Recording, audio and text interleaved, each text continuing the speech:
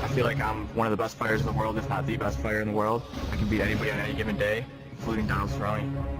I'm planning on going out there and whipping Miles' ass. You know, there's no ifs, ands, and buts about it.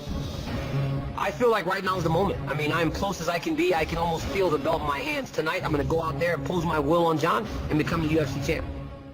That's a great talker. I can't wait to just put my fist in his mouth and shut him up once and for all.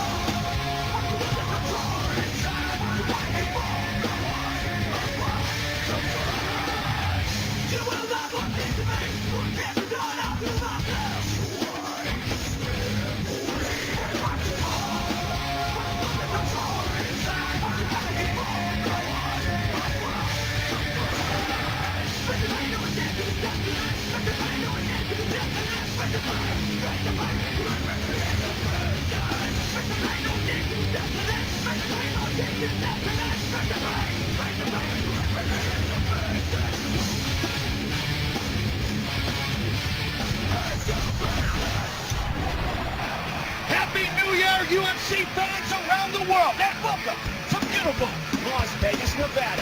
This is UFC 182, Jones versus Cormier, sponsored by Bud Light, the perfect beer for whatever happens.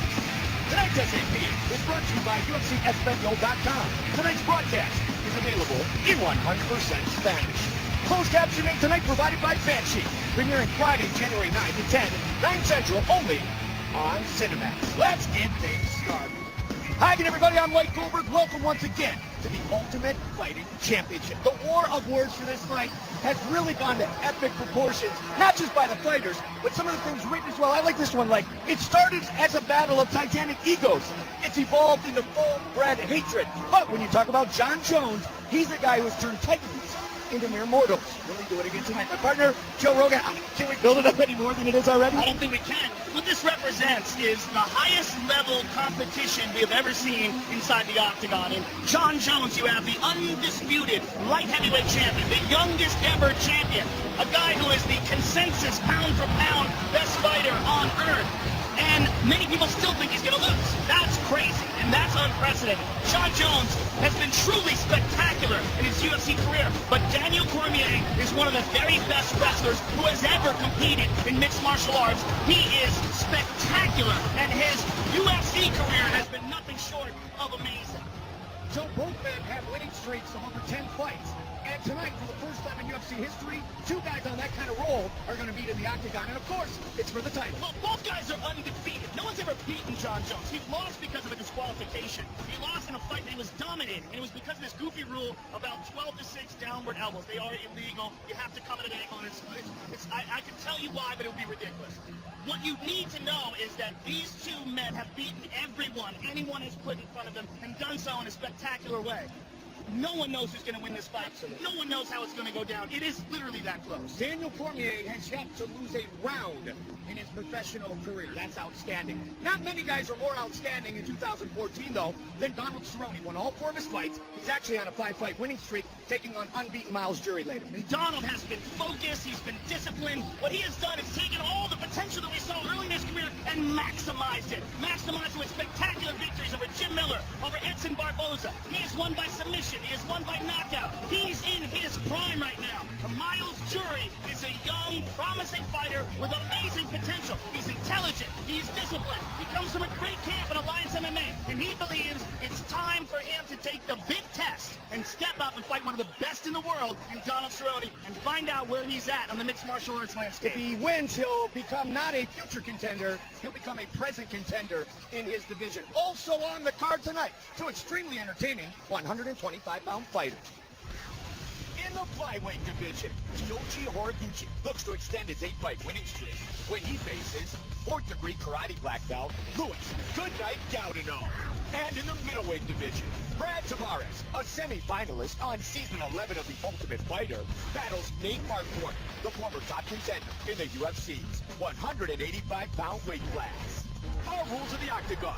3 judges scored the bout. The bout duration, 3 5-minute rounds. Tonight's championship fight is scheduled for 5 5-minute rounds. A 10-point plus scoring system is in effect, with the round winner gaining 10 points, his opponent 9 or less, based on effective striking, grappling, aggression, and octagon control. Tonight's UFC 182 is presented in high definition. Man, what a night it has been thus far. Returning to the octagon for the first time since UFC 90, Josh Bergman has a big test ahead of him in the form of Cuban Olympian Hector Lombard. Hector Lombard was a scary guy at 185 pounds. At 170, he's absolutely terrifying. I've never seen anybody throw Jake Shields around like that. He came through that fight with shining colors. My last fight, I got to dominate an experienced fighter at his game. After I defeat Jake, a lot of emotions come through your head. I was like, oh, wow, I belong at this weight. There's a lot of fighters that want absolutely nothing to do with Hector Lombard at 170 pounds. It shows you how tough Josh Bergman is that he accepted this fight as his return fight. I'm lucky enough to get the opportunity to get back into the UFC and show my best. That was always my goal. Bergman has some serious skills. He's got a lot of experience, knockout power, and he's never been KO'd in his career. The experience I have has helped me come to this point at 34 years old where I'm in my prime. A victory over Hector Lombard immediately puts Bergman in the top 10 and puts him right in the hunt for the title. George Bergman, you have to go out of my way. I just want to make a statement. The best of me hasn't come yet. I've done everything I can to be the best mixed martial artist I will be, and you will see that. I'm a fighter and I like to win. It's always being in my mind. Hopefully in 2015 get the belt. I'm back, and I get a second chance at this. I'm much more focused. Timing is now.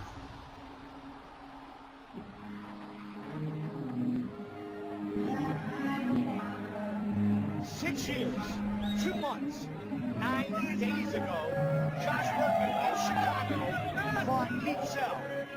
Since that point, 2,261 days ago, by the way, he is 9-2. He's won 6 of his last 7 fights. And I saw him at the weigh-ins yesterday, Joe. I said, welcome back. And he said, Goldie, you will not see the fight you saw years ago. This time I'm ready to make a serious run because I'm evolving to a part of my fight that I've never brought it to before. Well, he's maturing as a man, as a human being, and his skills have gotten better without question. I've watched his fights outside of the UFC, other organizations, and one of them where he was the first man to ever choke John Fitch to sleep. I mean, John Fitch was known for his submission defense, for his ability to just withstand chokes. Josh Bergman put a guillotine on him and made him nap. And that's the type of skill that Josh Bergman has. He also has an incredible chin. As we said, he's never been stopped in his career, beaten some big shots.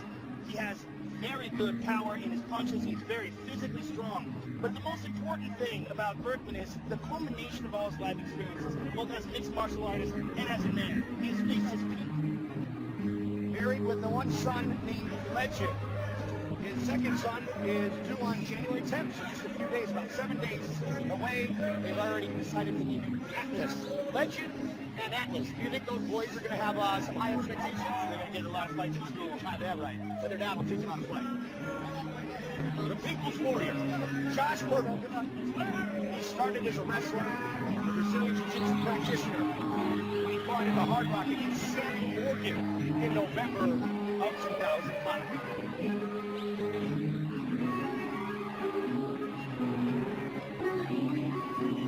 Welcome back to the Octagon, Josh Burton.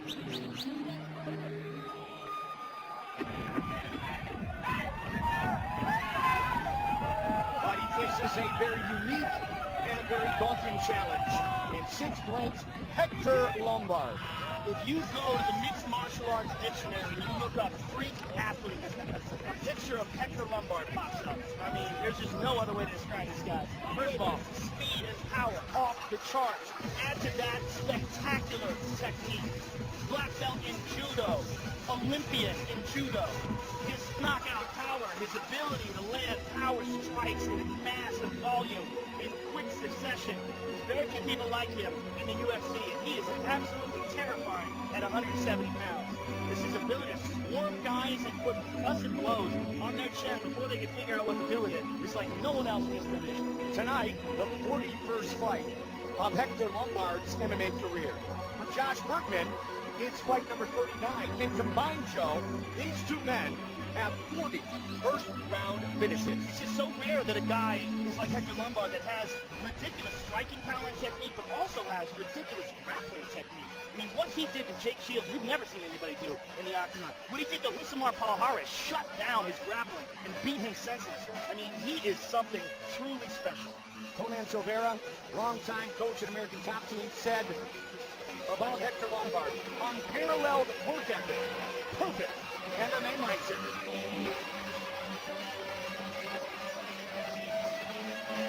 Two ultra-experienced fighters set to get things started live on pay-per-view.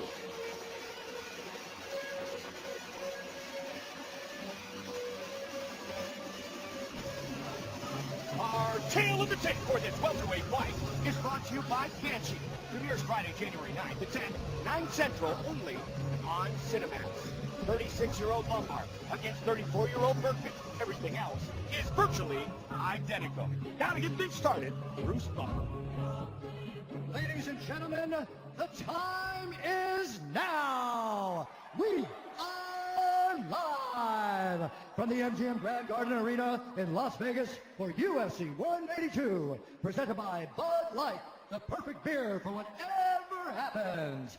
And now, this fight is 3 rounds in the UFC welterweight division. Introducing first, fighting out of the blue corner, an American Jiu-Jitsu fighter holding a professional record, 28 wins, 10 losses. He stands 5 feet 10 inches tall, weighing in at 171 pounds. Fighting out of Draper, Utah, Josh, the People's Warrior, Burkman. And now introducing his opponent, fighting out of the red corner, a mixed martial artist holding a professional record, 34 wins, 4 losses, 1 draw, 1 no contest. He stands 5 feet 9 inches tall, weighing in at 170 and 1/2 pounds. Fighting out of Coconut Creek, Florida, by way of Kansas, Cuba, Hector Lightning Lombard. And when the action begins, the referee in charge, John McCarthy. Big John McCarthy, our referee for this welterweight matchup. Vanessa, Chrissy, Brittany, our entire crew, set to get things started here in Las Vegas. Burton Lombard, here we go! Tonight's fight block brought to you by Bud Light, the perfect beer for whatever happens. Right away, you see Josh Burton utilizing a lot of movement. You definitely don't want to stand right in front of Hector Lombard. Ooh, the size of the legs, the southpaw. Right hand landed by Burton. Burton in the black trunks. Right away, Burton gets Lombard's respect with that right hand. Training in Utah, born in Salt Lake City, Jason Rutledge, and the pit elevator. First, Yeah, he's looking for that right hook. Got a very nice right hook. and he has no problem switching his stance early back and forth. Goes up high. Wants to make Lombard think and hesitate. Very important. When Lombard gets rolling and he gets loose, that's when he's terrified. Many a UFC veteran here has recent good fortunes. Aaron Simpson, Gerald Harris, of course. Joe talked about John Fitch. Man up the middle. Burton's looking very composed so far. Lombard gets him over her, gets him off the ground. Josh up. Josh tagged him again. Tagged him with a right hand. That right hook has found the hole. Good start for Josh Burton. Been very smooth so far.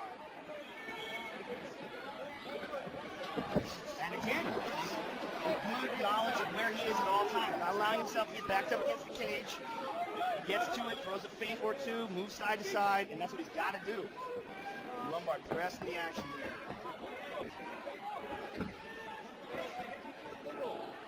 here. In the corner of Hector Lombard, Ricardo Laborio. Hector, a member of American Top Team.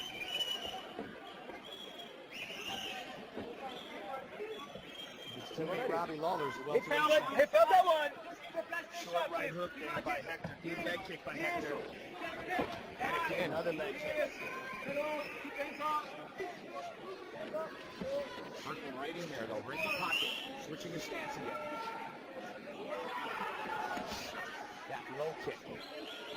Generally sets up a strike with the hands. Just missed. Midway point of round one. So far, Burton is showing good defense, Mike, which is also very important.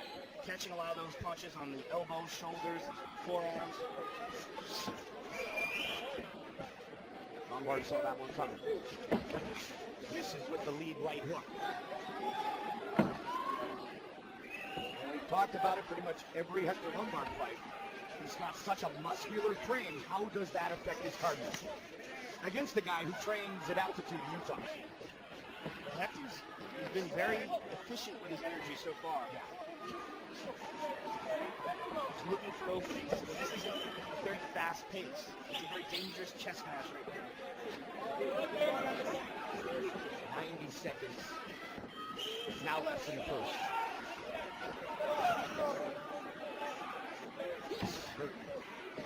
Gonna watch out for that big swing. And again. In the pocket. Burton's covered up, but he's also firing back. He's making Lombard respect that. And then just almost stunned by Hector Lombard. Like, how dare you try to take me down? Burton tried to spring off the fence and land the punch. To the body.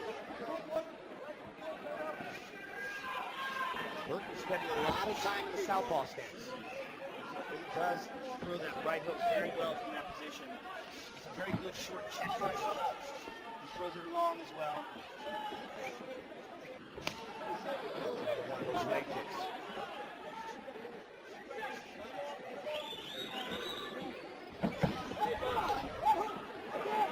Lombard has certainly been the man who advanced for the better part of this first round. He got tagged with that left hand.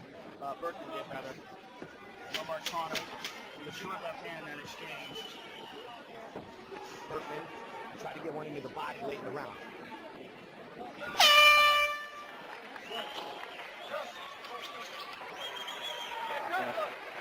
Over there, boss.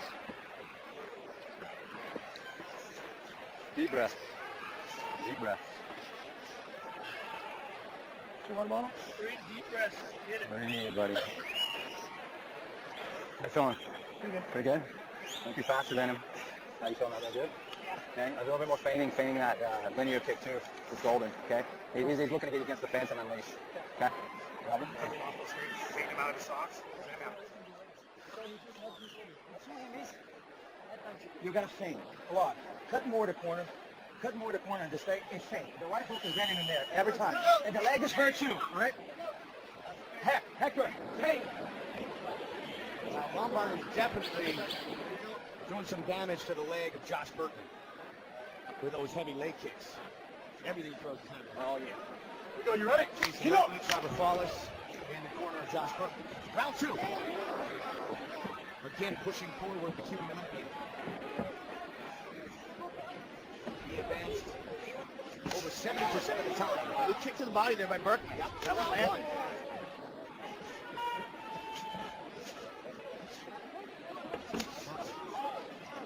From the unorthodox stance, not smart. Good right hook there by Lombard. Good left hand by Lombard. Berkman right hand by Berkman. Berkman firing back. He backed away. Oh, caught him coming in. Good right hand by Berkman. Again, the left hand by Berkman. Some blood from mouth of Hector Lombard. He's landing. So is Lombard. Both swinging hard.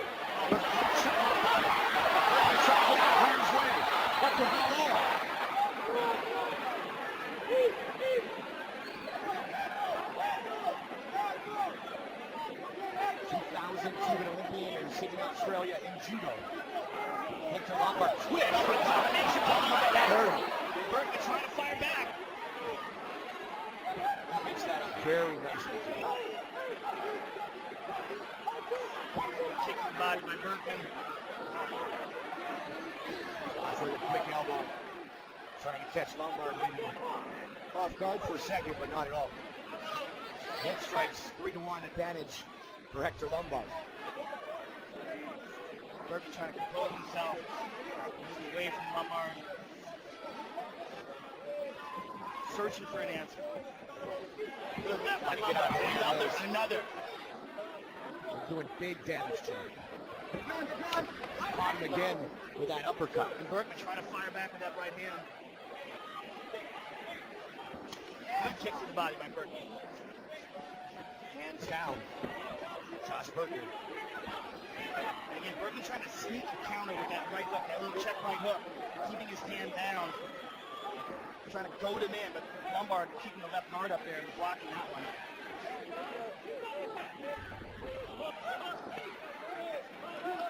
Just past the midway point of the fight. Berkman back in the UFC for the first time in over 6 years. Walking him down, looking for his openings, being very efficient in his striking fight.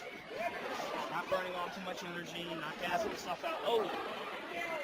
And at the same time, Joe putting together some nice combinations. And then he lands some devastating strikes. And Berkman is goading him in there. Look at this, hands down. Good kick to the body by Lombard. Look at this, Berkman standing right in front of him. Again, he's trying to Yeah, but good defense there by Hector. Block those shots with his forearms and elbows. Berkman, quick inside leg kick. What we're seeing is how wily Berkman is, how sneaky and crafty he can be. Just will that be enough?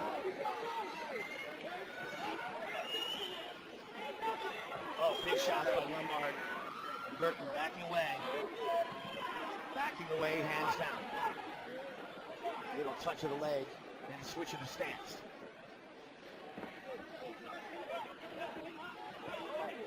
Lombard is landing some heavy strikes, especially some of those uppercuts.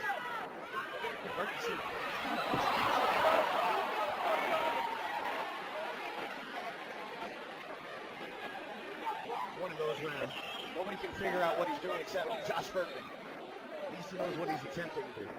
Well, I mean, he's searching for an answer. Yeah. He's trying to figure out what way to be most effective against what Lombard's doing and making him think by dropping his hands and trying to sneak counter him there. Well, he certainly has been a fighter backing up for the majority of this battle. Final 20 seconds of round 2. Trying to talk a little bit. Heavy kick. And he switches his stance. Final seconds. Tonight's Corner Camp brought to you by Banshee. Premieres Friday, January 9th at 10, 9 Central, only on Cinemax. Jason Mertlich, Robert Falls, in the corner, Berkman. Breathe. Right off the side a little bit. I'm good. Here we go. Come up here. There's your water right here. Good? Yeah, I'm fine. There's your water, bro. No, I'm not gonna put it. Breathe. Three good breaths right here, Josh. Yeah, I think that was a close one. I think you got the first. That's a close one, right? Okay, let's go out there for family, right?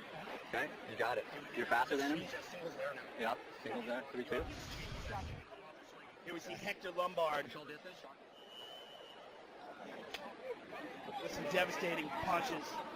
Just battering Josh Berkman here. Knee to the body.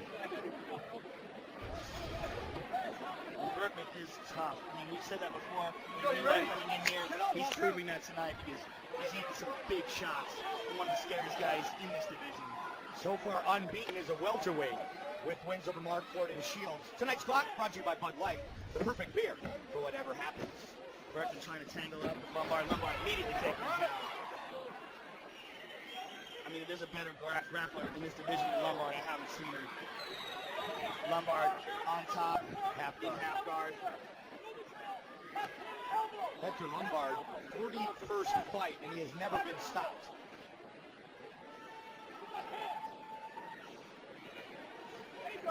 First takedown of the fight. Good utilization of the half guard to hold on and try to at least stifle the offense of Hector Lombard. He's doing a good job of that. Trying to control the posture, but Lombard's trying to pass now. Trying to sneak that right leg out, pressing down with the left shin and instep, pulling that right leg out from between the legs, and Burton desperately trying to keep it there. Defensively, he goes from lockdown, tries to hold on to it. It's almost out now. And if Lombard's out now, he's inside control. Now Burton's in a terrible place.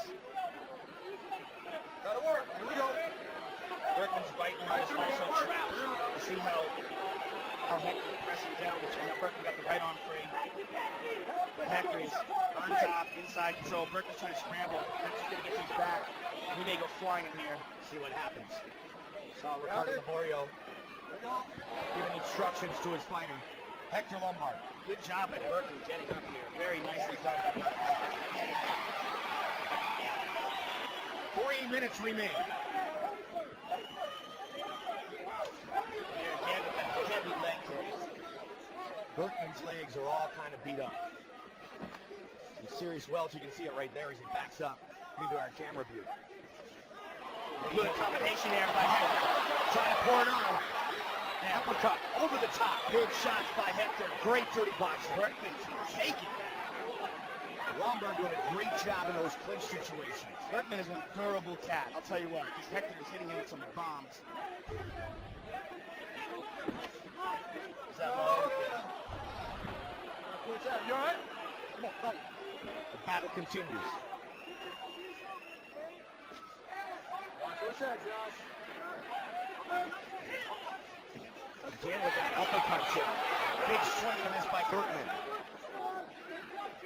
Hector gets a hold of Josh Burton's neck, and he has continuously utilized a strong uppercut to score.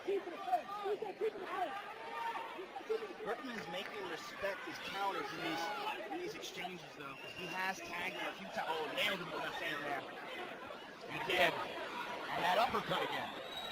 Burton trying to fire back. Just don't know how much he's got left in the tank here. Hector pressing towards him. Check that one.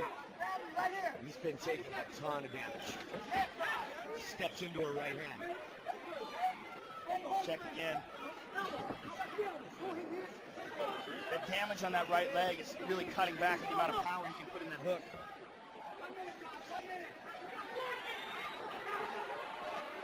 Gotta go.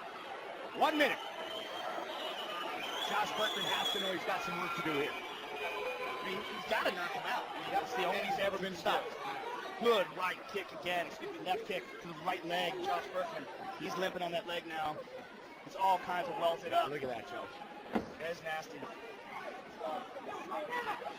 Burton up the middle. This great train that is Hector Lombard. It's going to be tough to stop here in the final 30 seconds. But what I'm enjoying watching from Hector is his patience. I mean, he's recognizing that Burton is always wily and dangerous, and he's fighting a very calculated yet effective fight. And he's not throwing every punch looking for the home run. So he conserves his energy with good combination. And good defense as well, blocking a lot of the shots. Look at that. See? Beautiful defense there by Lombard. Oh! They go the distance. Hector Lombard and Josh Burton. An excellent performance by Hector Lombard and a really just a display of toughness and craftiness by Josh Burton. But he just did not have the tools to keep that monster off of him.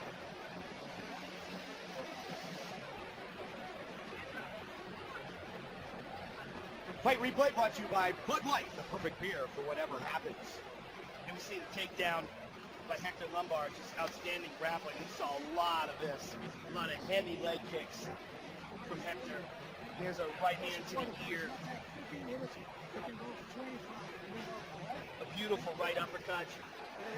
And one of the more impressive things is the fact that Hector never got tired, never stretched himself out, just fought a very calculated fight. Continues to get better and better. Having his first UFC fight since 2008.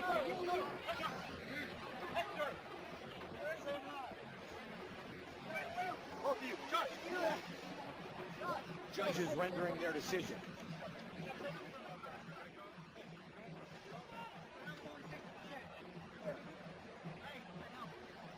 We are set for our Metro PCS judges call. Metro PCS nationwide 4G LTE, riding on the T-Mobile network for $40 period. And here is Bruce Bumper. Ladies and gentlemen, after 3 rounds, we go to the judges' scorecards for decision. The judges scored the contest 30-27, 30-27, and 29-28 with a winner by unanimous decision, Hector Showweather Lombard. Dominant performance by Hector Lombard. Here's Joe. I'm with the winner, Hector Lombard. Hector, congratulations on a victory over a very tough and crafty guy in Josh Bergman. One of the most impressive things to me about your performance tonight was your patience. You found your spots, but you didn't get lured into too many exchanges with him where he could counter you. Well, first of all, I want to say thanks to Lorenzo, Dana White, for giving me the fight. And I want to say thanks to Judge Bergman for taking the fight. I tried to get a little rounds. You know, I tried to get back in there because he's big a wall and I haven't had a good fight, but good to him, you know, he stayed there. Was there anything surprising at all about this fight tonight? I tried to pick my shots. He was running all the way all the time, and it was hard to catch a guy that's one exchange, you know. He was running the whole thing, the whole time. It's hard. It's hard with that. Congratulations, one of the very best in the division. We look forward to seeing you fight soon. I want to say thanks to my sponsor, like a boss, and my ATT game, that number, UFC, for giving me a fight, and all you guys. Hector Lombard, ladies and gentlemen. Hector Lombard, victorious in his 41st professional fight. Not surprising in attendance once again, the Diesel. This is the beginning of the McGregor era.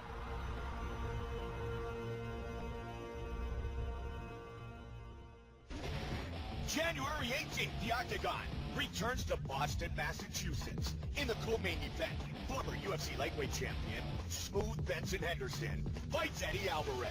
And in the main event, Conor McGregor fights Dennis Seaver. And for more, here's Joe with the Notorious One.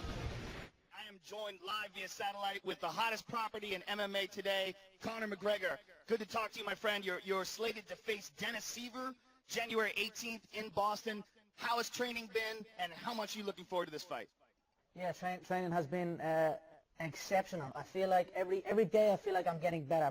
Every day I get looser. Every day I get more fluid. Every day I get more controlled. Everything has gone perfect in the build-up to this fight, and I cannot wait. January 18th, I will stiffen Dennis up and make way for the biggest fight in UFC history.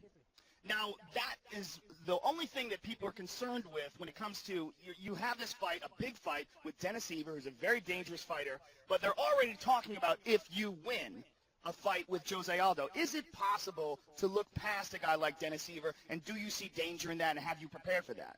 Of course, many people have done this before. They have looked past their opponent, but I said it before, I am not looking past him, I am looking through him. This has been my approach the whole time. I say what I am going to do to my opponent, and map out what is next. It is no different. I've been doing this since I stepped foot inside the octagon. The only difference now is, previously, my previous opponents were supposed to beat me. Dustin was supposed to beat me. Brandel was supposed to beat me. Holloway was supposed to beat me. Brimage was my first UFC caliber. But now, and I came through. The only difference here is now everybody expects me to win. So I am grateful that the fans see what I see now. So they are seeing the clearer picture now, that there is nobody that can stand in my way. And that is the way they see Dennis, the same way I see him, that he does not stand a chance. And it will be the same outcome when myself and Jose face off. He will not stand a chance, and the fans will see that as well. I believe I will be the betting favourite I believe I will be the favourite on all of these future contests. I certainly feel that way. Now, Conor, you've been on an unprecedented meteoric rise towards title contention. What has this been like? Has the pressure been overwhelming? Has it been something that's easy? Is it something you expected all along and prepared for? This is the nature of the beast, Joe. Some people can handle it and some people cannot handle it. I am one of those individuals that can handle it. I enjoy pressure. I enjoy giving the illusion of pressure to the people watching. It spurs me on, or I don't know. It gives me energy. I feed off of it. So I am one of the lucky ones, I guess. But I am taking it in my stride, and that is it. If you win this fight, the talk is a huge bout for the title in Dublin. Give us your thoughts on that and how crazy that would be. You versus Jose Aldo in your home country. It's exactly, I mean, I could say it's a dream come true, and it is a dream come true, but it's exactly as I said it was going to be. I said football stadiums, I said world titles. This is what I said, and this is what is happening. So it's a beautiful thing when you have the ability to predict the future, and that is what I feel I have. So January 18th, I feel I will stop Dennis Sierra inside 2 minutes. I have ran through some scenarios. I cannot see him escaping the first 2 minutes. He is a seasoned veteran. He's a kickboxing expert, a taekwondo expert, but he's my most experienced competitor that I have faced, but I feel under 2 minutes it will take me to dispatch of him. And then again, it will make way for the football stadium in Ireland. It's a beautiful thing to be given back to the Fertitta enterprise, to Uncle Frank, to Lorenzo, to Dana, these people who have looked after me. I'm giving them their biggest gate, their biggest show, the biggest fight in UFC history, coming from me, not coming from Jose, it's coming from me. So it will be an honor to bring the UFC spectacle to my home country once again, set records, blow the gate out of the water, and raise the gold in my hometown. Well, Conor, I am enjoying watching you fight. I'm enjoying your predictions. I'm enjoying the competition, and I'm going to enjoy you facing Dennis Siever on Sunday, January 18th. And if successful, a fight against Jose Aldo in Dublin, I will be there, sir. Good luck to you. Thank you, sir. When successful? Under 2 minutes. When successful. You heard it there. Conor McGregor, ladies and gentlemen. Conor McGregor lacks no confidence, to say the least. This is UFC 182.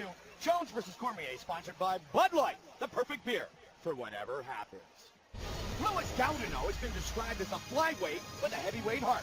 And tonight, he's set to fight Kyoji Horiguchi in a battle of rapidly rising stars.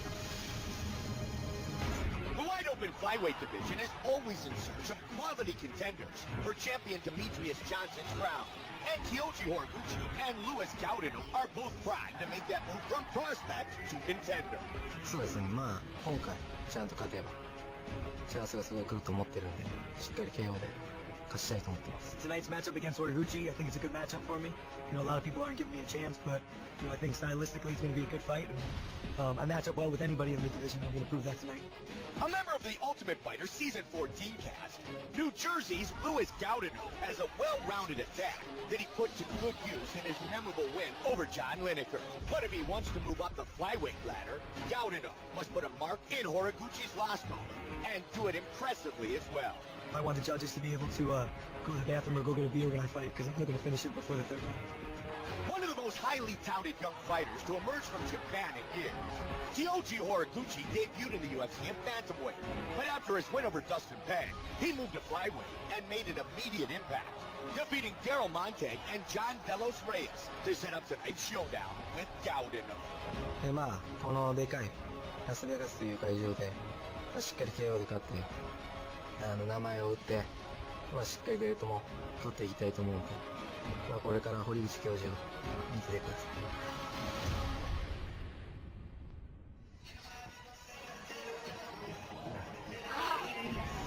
Louis, good night, Gaudino.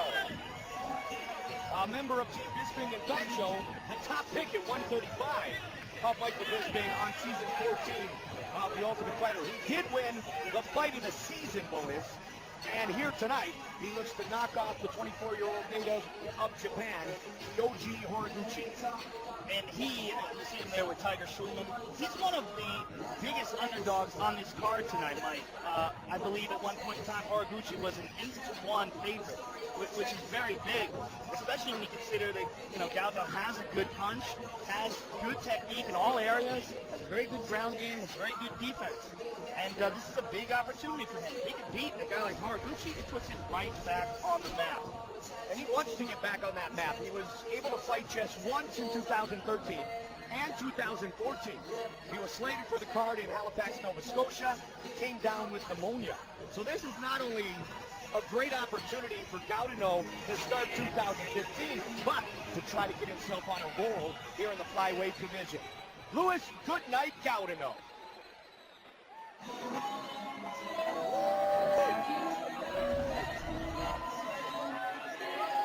Over and over again, UFC matchmaker Sean Shelby says Horiguchi is the real deal. And tonight here in Las Vegas is a real great opportunity for him to showcase all the talent that the two experts have seen out of him already. Yeah, that's a great way to put it, Michael. This really is set up as a showcase for Horiguchi, this 24-year-old phenom from the Crazy Beat camp, very famous mixed martial arts camp in Japan. He is dynamic, and his strikes are rapid and powerful. Very, very excellent striker, very aggressive striker, and he's just a really exciting guy to watch. He makes things happen inside the octagon, takes a lot of chances. 14-1. He has won 8 straight fights. The former Judo 132-pound world champion, Judo rookie, and MVP of the year. Well, he learned how to fight from watching Kid Yamamoto, who is a Japanese legend and Horiguchi's hero, and he fights very similarly to Yamamoto, who was, one of the real standouts in early MMA, especially from Japan, like one of the best fighters ever come out of Japan. Horiguchi, Gaudineau. Our tale of the tape for this flyweight fight is brought to you by Banshee. Premieres Friday, January 9th at 9 Central, only on Cinemax. Horiguchi 24, Gaudineau 6 years his elder, Horiguchi taller, and will have a 3-inch reach advantage. Once again, the veteran voice of the Octagon, Bruce Buffer. Ladies and gentlemen, this fight is 3 rounds in the UFC flyweight division. Introducing first, fighting out of the blue corner, holding a professional record, 6 wins, 3 losses, 1 no contest. He stands 5 feet 3 inches tall, weighing in at 125 pounds. Fighting out of Hoboken, New Jersey, Louis Goodnight Gaudineau. And now introducing his opponent, fighting out of the red corner, holding a professional record, 14 wins, 1 loss. He stands 5 feet 5 inches tall, weighing in at 125 pounds. Fighting out of Tokyo, Japan, Yoji Horiguchi. And when the action begins, our referee in charge, Herb Dean. Herb Dean, our referee for this battle at 125. Vanessa helping us get started. Horiguchi, Gaudineau. Ready. And here we go. Tonight's fight clock brought to you by Bud Light, the perfect beer for whatever happens. Red trunks for Gaudineau. Gray and black trunks for Horiguchi. Right away, I've got to adjust the speed of flyweights. You can see just by the way these guys are moving. It's going to be a different sort of fight.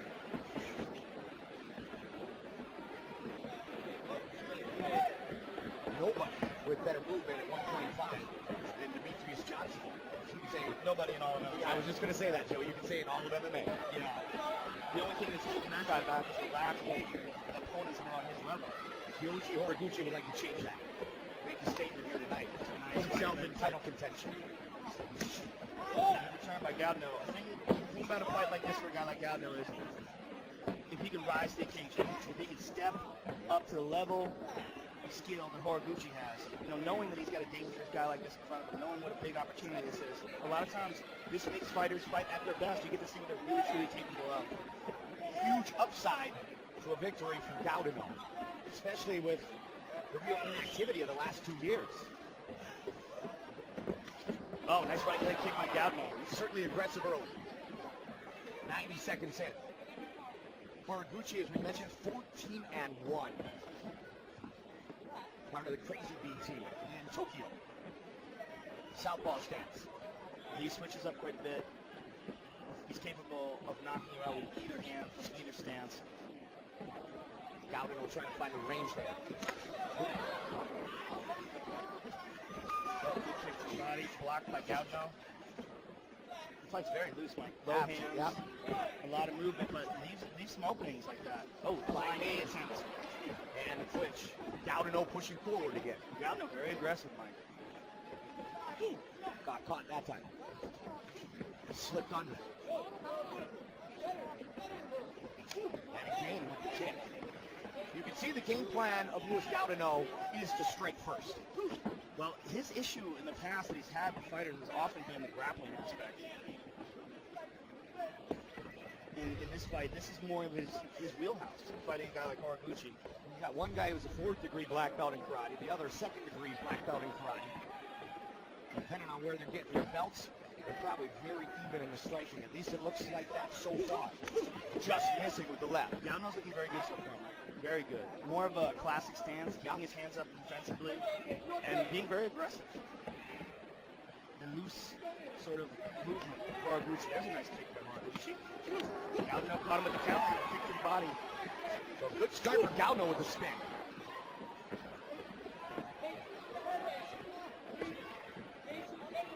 Ton of movement. Good kick to the body again by Gaudino. Excellent counter. Horiguchi a little frustrated here. Not really able to get anything real clean and solid off.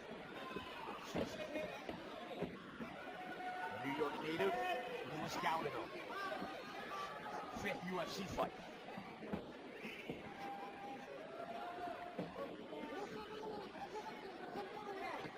Horiguchi again trying to connect. Good defense by Gaudino, but a front kick got through. Under a minute. Again, if you look at the way Gaudino's holding his hands, tucking his chin, that's the way he teaches guys. And you never teach anybody to move like Horiguchi. Good kick to the body. Very nicely done. Maybe the best strike he's landed.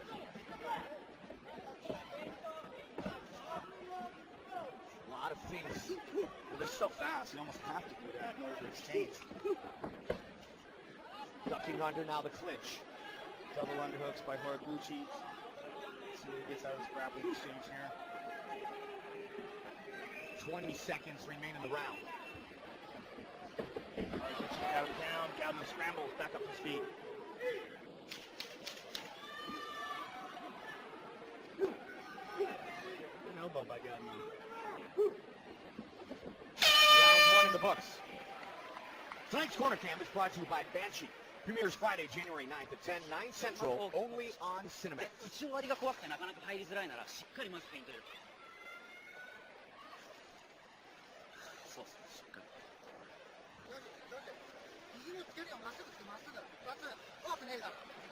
けど左のフックいいから、その時にやっぱ顔回さない。次がなくない。I want you to breathe. Okay? So I want you to do the same thing. I want you to breathe. Okay? And let him make a mistake. You keep having the patience and just win the exchanges.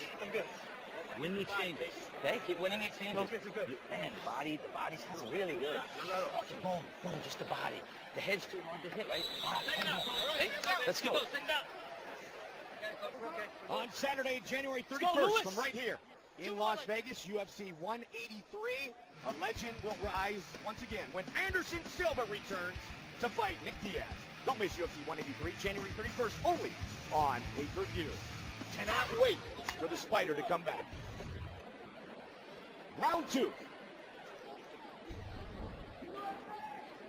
You heard the corner of Gaudino very pleased with the first 5 minutes.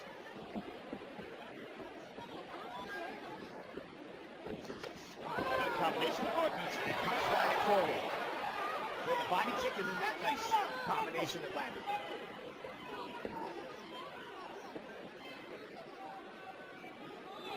Horiguchi looking for another opportunity to strike. Very unusually wide stance by Horiguchi.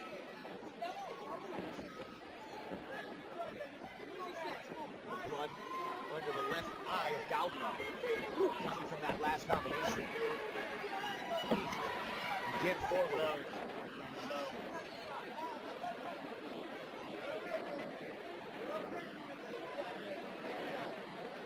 Well, good to go. Unintentional Gaudino. Horiguchi. In and out combination. Fast combinations. Gaudino's doing a good job waiting a lot of them, Mike. Look at this arm triangle from the bottom. Look at this. Look at this. Lock it in. Gaudino capitalized on that very quickly. He's letting it go, but he still has the position. Let it go. Very difficult to get that, and with that, the blade of the hand because of the gloves. It's very hard to sink it in tight. The gloves kind of get in the way. It's very difficult to get that if you're standing anywhere. You gotta have like a real black belt level squeeze. Horiguchi putting Gaudino on the fence here.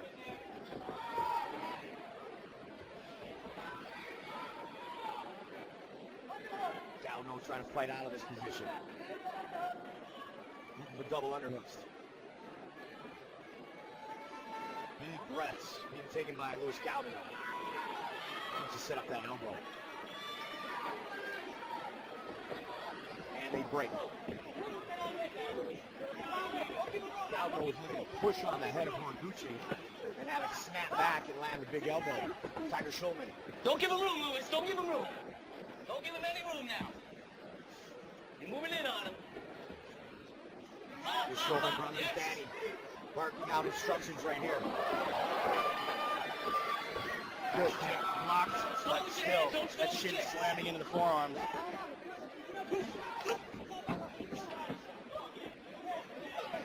Two minutes remain in round two.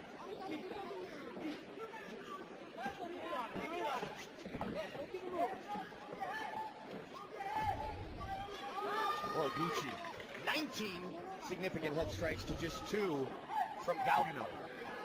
A couple more. Lightning fast.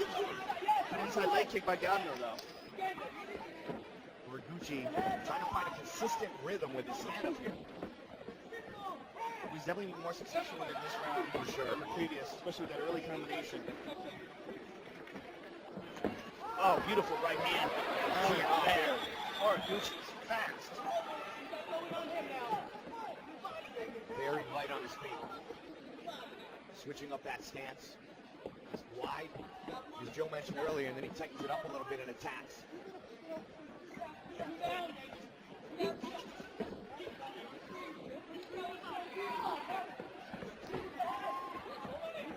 Something catching. Again with the counter. Now finishing with the head kick. Very nicely done. He's got Gaudino thinking. Absolutely. And he's starting to really take over here. Gaudino's just having a harder time reaching than Horiguchi is. When Horiguchi makes those blitzes, he's getting in. Oh, takes the body. 15 seconds. And those kicks in the forearms will take a lot out of your punching power. Final 10, good on him again. Puts him on his back. Knee to the belly. Hammer fist by Horiguchi. Good second round for Kyoji Horiguchi. Just okay. Breathe. Oh, Good. Breathe. 4ラウンド絶対取れてるから。You won this round for sure. いいね。で、使い分けたら全然反応できてない。 There's no ワン problem. 踏み込んだワンツーと踏み込まないで全然反応できない。 He can't even 踏み land. 込まない左からの思い切り右も。 Left and right. No problem. もう2ラウンド取れてるから。1ラウンドちょっと You won 2 rounds. ずっと取られてない。 Maybe the first round was で the issue, but you won this round も for う sure. まずないからまず。Boom, boom, boom. Fucking give it everything you got now. Come on, let's make this work. This is 5 minutes, baby, right? Okay? Let's do this, baby. Come on, Lewis. Okay. Let's go, baby. You got it? Let's go. Come on, Lewis. The Horiguchi blitz. So good at covering distances before Gaudino could even react to him. Caught the kick there, tripped him, got him to the ground, knee on the belly, hammer fist. Excellent round for Horiguchi. You heard his corner say, round 1, not sure. Round 2, you certainly won. So look for him to be the aggressor again here in the final 5 minutes. Gaudino's going to try to leave it all on Gaudino. Gaudino landed a good right hand tonight. Gaudino's got to swarm Horiguchi. He can't let Horiguchi get off the blitz to kick the body. And he did that in the first round. Not so much the swarm, but he was the one moving forward. Horiguchi got off quick in the second round. I think it sort of established the tempo of that round. But Gaudino, you can't let this guy blitz on him. He's got to keep him backing up, keep him moving, keep him responding to his movement. Because as soon as he sets down, Horiguchi attacks, and he's quicker. He's also, with that wide stance, he's got that ability to blitz him. Yeah. But as long as Gaudino keeps pressure on him, it makes it much harder for him to do that. And if Gaudino can land clean punches, it gets him good right hand by Horiguchi. Very good. The ability to cover distance with this fine footwork of Horiguchi, really something that UFC can continue to evolve and truly make a difference in this fight against Gaudino. Well, it's just that speed of blitz. and he's doing so in a very unconventional way with the hands down. Sort of reminds you of how Roy Jones Jr. used to fight his prime. It's like, it's not how you would teach anybody, but man, does it look pretty, right? Especially when it works. Yeah, when it works, it's pretty wild. As you mentioned, when he was walking into the octagon as hero, is Kid Yamamoto. Likes to try to replicate the style of one of Japan's all-time best. Under 3 remains in this fight. It's a little slip and rip. That was a good kick by God, man. Needs more of that. And put together combinations, Joe. Hit one, and then Horiguchi gets out of the way. And look at this, man. Big combination back the other way. Gano got clipped on the way in. Gano's got to really put himself in danger in this fight. I mean, this is the only way. He can't lay on the outside. He can't respond. He can't wait for Horiguchi and respond to it. He's got to force the action. 3 times as many strikes landed in this fight by Kyoji Horiguchi than by Luis Gaudino. Under 2 now. Gaudino with nothing to lose in these final 2 minutes.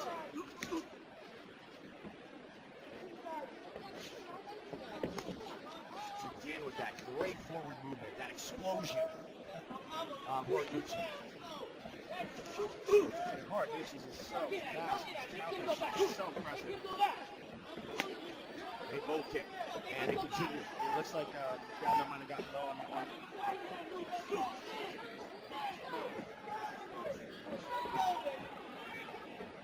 Speed, so difficult to counter.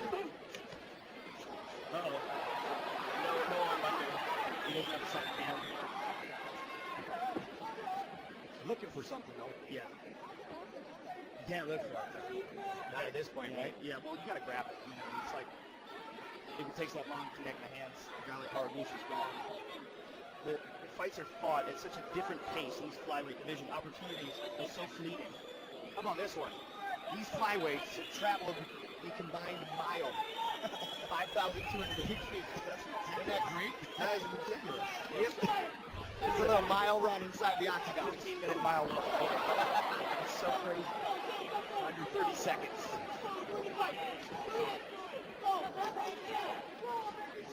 Aldo trying to stay in it for these 15 minutes, but Horiguchi is too solid here tonight. Horiguchi just a step back. Gano tries to close the distance. Horiguchi ducks into that punch like it's coming out of a slow motion. They go the distance. Horiguchi and Gaudino. Gano put forth a good effort in that first round, Mike. But it was, once Horiguchi sort of figured out what was the best strategy or the best application of his techniques, he really started putting on a show in that second. And then in the third round, continued outpointing Gaudio. But still, it'd be really interesting to see a guy who's more technically sound, like Mighty Mouse, who is just as fast. Fight replay, Joe, brought to you by Bud Light, the perfect beer for whatever happens. And here we see the speed of Horiguchi, just that blitz speed, the karate blitz. And here's another one. Now we're going to listen to a shot in real time, so you get a sense of the speed.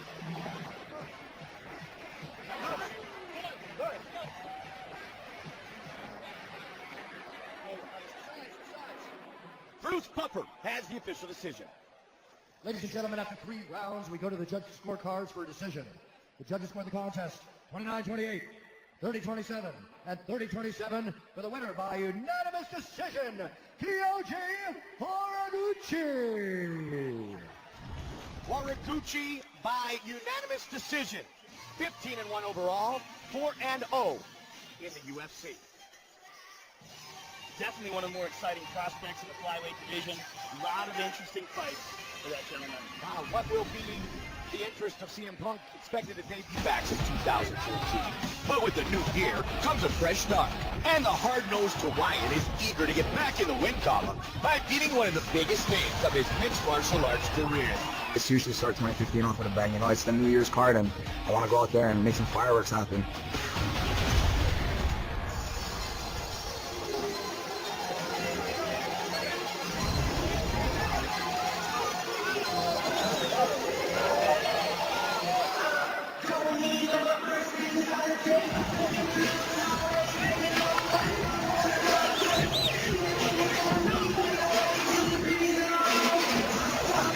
The great Marquardt has had a long and illustrious career in mixed martial arts, which includes King of Pancrase title, former Strike Force welterweight champion.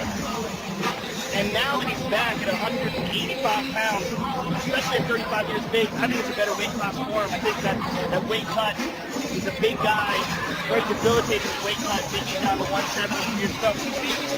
Very skillful on the ground and on his feet.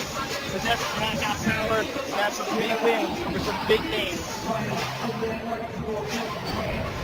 The victory over James DeLuna in his last bout, as he said, was a real confidence booster. Before that, he had two devastating KO victories in a row against Hector Lombard and Jake Ellenberger. Nate would really like to get back on track at 185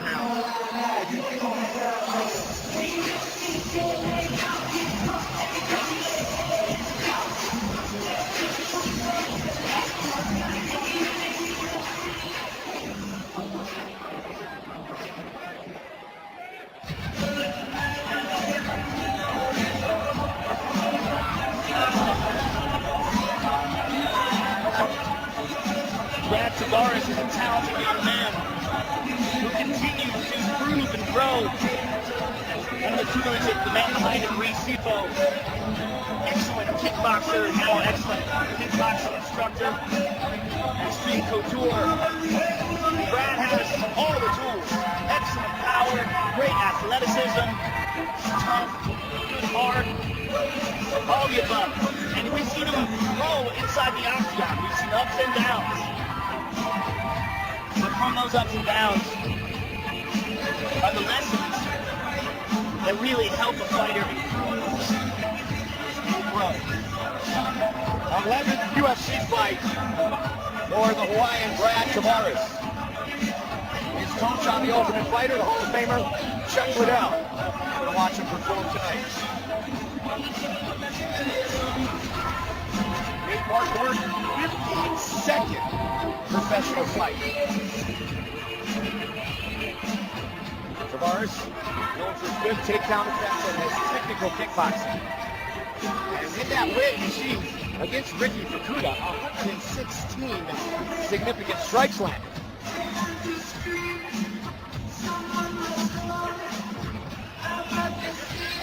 Our tail of the tape for this middleweight matchup is brought to you by Banshee.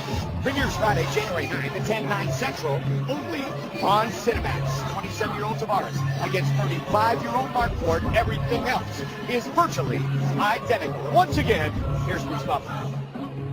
Ladies and gentlemen, this fight is 3 rounds in the UFC middleweight division. Introducing first, fighting out of the blue corner, holding professional record, 36 wins, 13 losses, 2 draws. He stands 6 feet tall, weighing in at 185 and 1/2 pounds. Fighting out of Denver, Colorado, presenting the former Strike Force welterweight champion, Nate the Great Marquardt.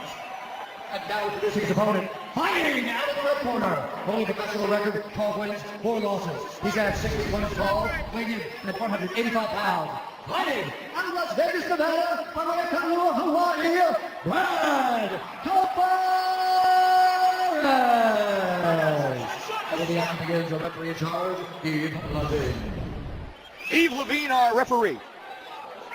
Vanessa, Chrissy, and Brittany here tonight. You ready, sir? Ready? Fight! Tonight's fight card brought to you by Bud Light, the perfect beer for whatever happens. Blue trunks for Brad Tavares. Black trunks for Nate the Great Marquardt. 18th UFC fight for the former top contender in the UFC's middleweight division.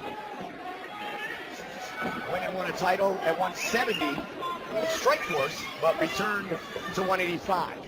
Yeah, just did not enjoy that weight cut, and just felt like it was taking too much out of his body. Good inside leg kick by Tavares. They often say, Joe, that when you're fighting at like 170 or mark, you're training to make weight, not to prepare for a fight. And he is still a big 185 pounder. Well, he felt like it diminished his ability to take punches as well. I mean, it's one of the most unfortunate aspects of this sport is the weight cuts. Just doesn't seem to be any way around it at this point. His first 14 UFC fights were at 185. And of course he is again tonight. Good inside leg kick there by Nate. Marquardt coming off a performance tonight in New Zealand against James Staruna.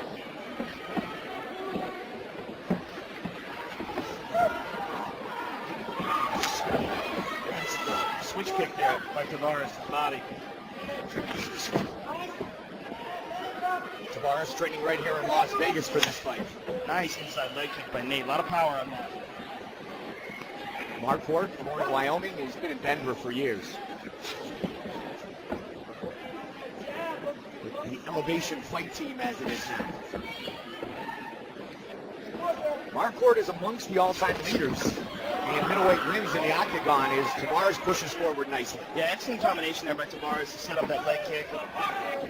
Press back with the punches and then landed a very nice leg kick. They're feeling each other out here with the ropes. Both men with significant knockout power.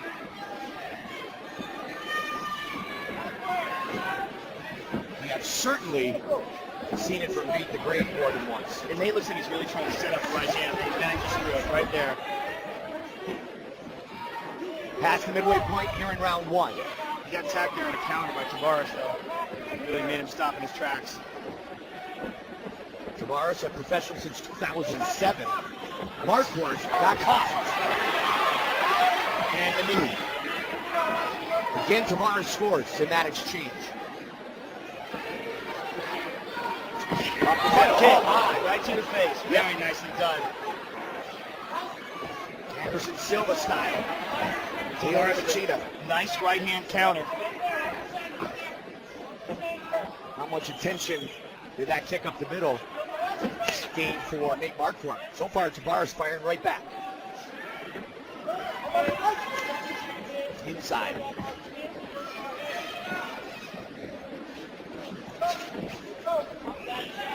Marquardt debuted professionally 3 days before he turned 19 years old back in 1999.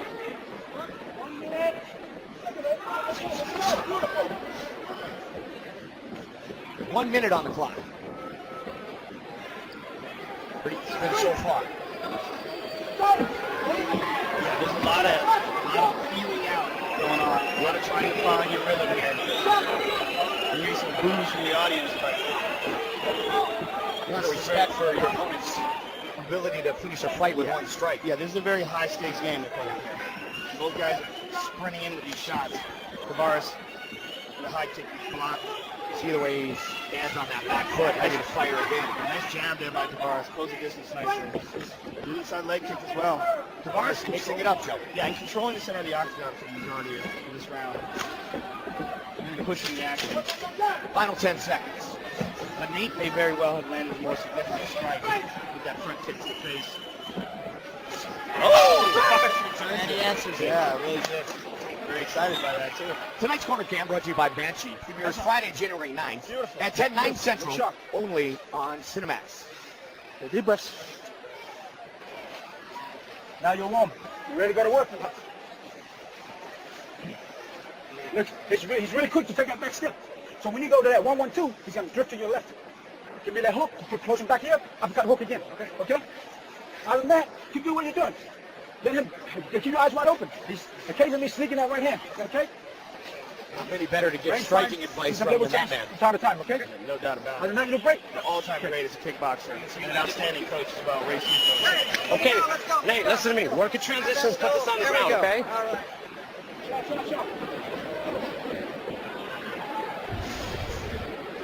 And here's that front kick up the face by Marquardt. Boom, right under the chin. And the end of the round, Tavares returns the favor. How good is that? Yeah, I think it looks like Marquardt's like a little cleaner, but Tavares is very excited that he was able to return it. Either way, they both got kicked in the face. Tavares in the blue, Marquardt in the black. Tavares very methodical and effective with his stand-up game thus far. Not getting crazy, not getting wild. But landing combinations on frequent occasions. Oh, he caught that kick coming in. Nate's trying to get it down. Good scrum by Tavares, very nicely done. Pushes him away. Good defense. And it looks like Nate ate that kick on the way in, or a knee. That's what I was thinking too, Joe. Yeah. And he was on his way in, as you said.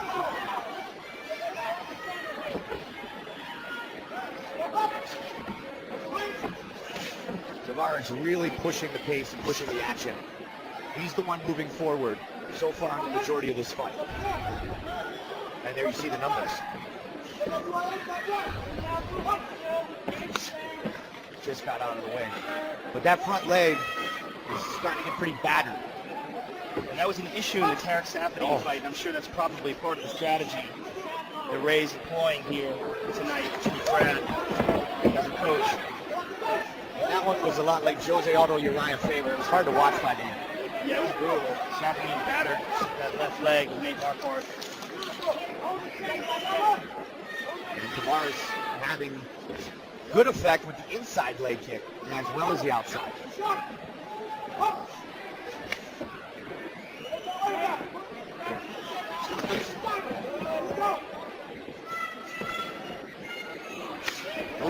Again, he's lighting him up. Heavy leg kicks from the Hawaiian. Oh, nice jab. And again and again. Wow. Tavares is really finding his rhythm this round, Mike. Joe, Nate's not a guy who often switches his stance, but he might be forced to do so here sooner than later. Yeah, he is eating jabs, too. Starting to get a lot of swelling under the eyes. That movement, he's trying to shake it out now, but that movement suffers with the damage to the leg. Yeah, it's a little awkward the way he's walking. And Tavares is probably just waiting to land another one.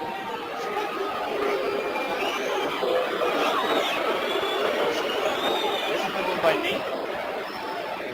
He's all battered pretty much all around his leg. Both sides, we can see some swelling and redness in the back of the leg.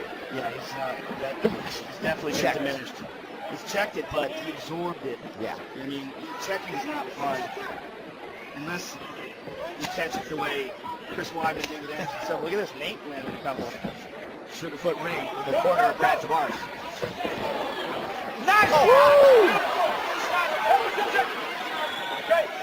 Under 90 seconds here in round two. Beautiful counter by Tavares there.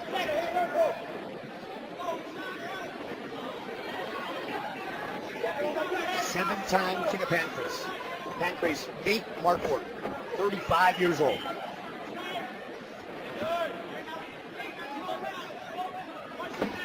Can he get the takedown? Good defense by Tavares. Very impressed with his takedown defense.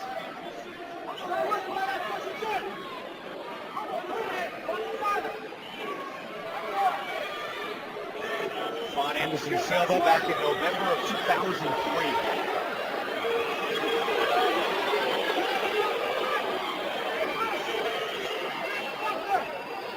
Pardon me, 2007 was his first loss since 2003.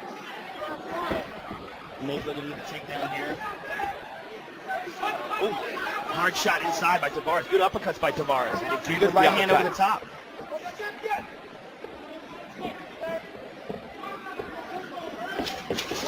That jab. Very, very nice jab by Tavares. Lightning quick. Lightning quick, not telegraphing at all, and closing the distance. Highly effective. Very good round for Tavares. You want to sit, Nate? Okay. Listen to me. Breathe. Listen to me. I need you to initiate a little more here, okay? I need you to initiate the action. Also, Nate, it's too single-driven. I need combos, you owning the center and working more forward. Right hand tight. Occasionally, if you feel like he's going to step up that too, can you there, Hayek? Okay? That's right. You're ready to go. Your cardio's straight. You're ready to be a little desperate. Okay. Hey, my knees are working up. Look at this jab from Tavares. Ha! And here's a nice leg kick from Tavares as well. That one partially checked. And there's a nice takedown. Thank you. By Tavares. Great takedown defense by Tavares as well. Great in the scramble. He's showcased that skill in previous fights. Really looking good in quick punches. Nice jab and a nice uppercut by Tavares as well. He's picking up the pace here early in round 3. And he's eating up that left leg and made mark marks. Hit him with a nice inside leg kick, right hand over the top there. One of the best performances of Tavares' career so far, for sure.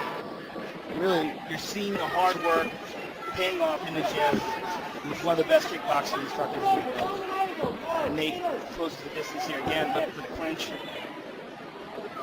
Trying very nice knee by Nate, very nice.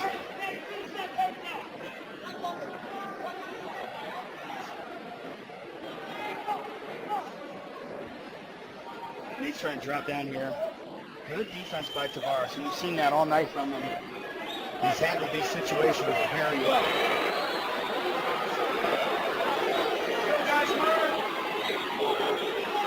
Here he would be talking to the fighters about keeping busy. Good left to the body there by Nate. Looking for that liver shot. Back to the center they go.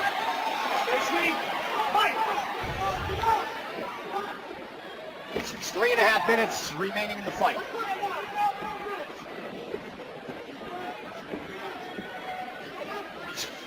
Look for that jab again. Nice uppercut as well. Like I was throwing that uppercut inside. Set up with the jab. Again, that right kick. And that left leg is hammered on me. Oh yeah, you see the way he backed up a moment ago, Joe? Yeah, it's nasty. Yeah. It's very awkward. Nobody has ever questioned the toughness of Nate Marquardt. Oh, again. Nate trying very hard on a single, but outstanding takedown defense by Tavares. You know, I think that, beautiful combination by Tavares. I think that Yoel Romero fight really taught him a lesson. I mean, I think Yoel Romero threw him around, and I think he learned a lot about wrestling from that fight. And he fought Boach in his home state of Maine, and now tonight trying to get back on a winning streak. He had won 5 straight going into that Yoel Romero fight that you talked about. Just past the midway point of the 3rd and final round, they clinch. And again, Tavares finishes. Nate for a knee there in the clinch.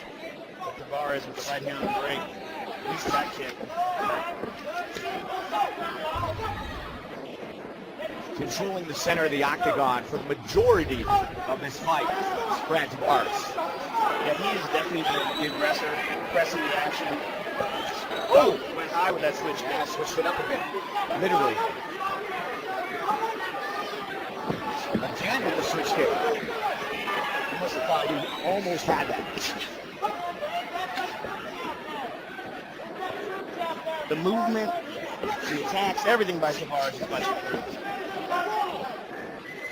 He's setting things up. Good right hand countered him by Nate. Tavares follows up with left. He's been a real key to his success on the feet here against Nate the Great. Trying to kick up the front. Yeah, with that uppercut and clinch. Movement there. Head movement by Tavares. And again, attacks that leg, that battered left leg. Both men landing at a high rate. Tavares landing more often. That sweet jab. There's unutilized weapon in MMA. Not by Tavares tonight. And again.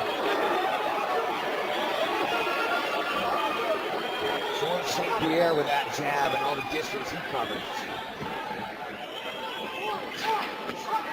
Marquardt. Good combination. Marquardt got rocked there. Not just effective, but you can see the confidence the 27-year-old has in this matchup tonight. That beautiful jab. I mean, that is just outstanding. And a right hand, clean lead right. Nice knee to the body. A right hand over the top. Marquardt may be in trouble. Final seconds of the fight. And they go the distance. Beautiful performance by Brad Tavares. I hope he ignores the boos, because I enjoyed that very much. That was technically one of the best, if not the best performances of his career. Fight replay brought to you by Bud Light, the perfect beer for whatever happens. Look at this clean jab. I mean, Nate barely had time to respond to that. And here's a beautiful takedown as Nate is pressing him. And there's that jab again. And a counter right there by Nate. A lot of leg kicks, heavy leg kicks landed as well by Tavares. He's absolutely battered that left leg. I mean, you're just seeing hard work paying off with Brett Tavares. Absolutely. Bruce Buffer has the official decision. Ladies and gentlemen, after 3 rounds, we go to the judges' scorecards for a decision. All 3 judges score the contest 30-27 for the winner by unanimous decision, Brad Tavares. Tavares winner by unanimous decision. The biggest win of his MMA career. And the most impressive fight, I mean, it's just really clean against a dangerous guy in Nate Montgomery. He just looked great tonight. And a big fan, of course, of Brad Tavares, the Hawaiian. It's the Flying Hawaiian, Shane Victorino, owner of more than a few World Series rings. Great to see Shane in town. And a great Flying team. Hawaiian. All right, up next, the great lightweight showcase. Anthony Pettis, of course, our champion. He's going to break those anjos, but Cerrone's been magnificent, and Jury's never been beat. Yeah, Jury is a real prospect, and this is a real test for him and Donald Cerrone. Because Donald Cerrone is on a tear, and he is streaking towards a title shot, but he is one of those dudes that will fight anyone, anywhere, anytime, and literally ask for this fight. He knows that Jury's below him in the ratings. Like, I don't care. I'll fight anybody. He wants to fight all the time, as much as possible, and Miles Jury is a test. Well, certainly unbeaten. Miles Fury Jury has been on a rapid ascension towards the top of the division. Now he fights Cowboy. Miles Jury is a young upstart out of the Alliance camp, a young man who is improving leaps and bounds with every fight. We saw his improvement in the Diego Sanchez fight. A couple wins ago, Miles beat Diego Sanchez, trained partner of mine. Miles Jury is the future. Miles caught him in a nice fight. Yes, he did. Diego's going to bring it some more. Beating somebody like Diego, that was just something for me to showcase my skills standing up and on the ground. I was there live, put a little salty taste in my mouth just the way he got on the mic and started running his mouth like, dude, what? You're young. Honestly, I don't want to sound cocky, but I was beating so easily. He took a pretty beating, man. A couple wins in the UFC and you're running your mouth like that? I was like, give me him, Dana. I'll go ahead. I'll take that boy. Donald Cowboy Cerrone will, without a doubt, be the most dangerous, the most versatile, and the most experienced fighter that Miles Jury has ever faced. He will present the most problems. He will have the most weapons. He's so good at putting the pressure on young, hungry fighters and taking them out of the game.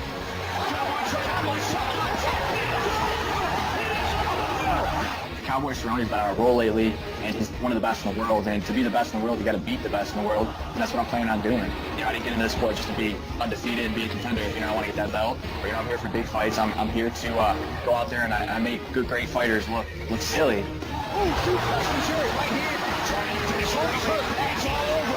Miles Jury, this is a big step up. This is a chance to shine. It's an opportunity to fight one of the best in the division, and a victory would be absolutely gigantic for him. I'm a hell of a test for him. I won't back down and just have a boring fight. I'll go out there to kick ass and win. I think you're going to come just walk through me, Miles. Pack a lunch, brother.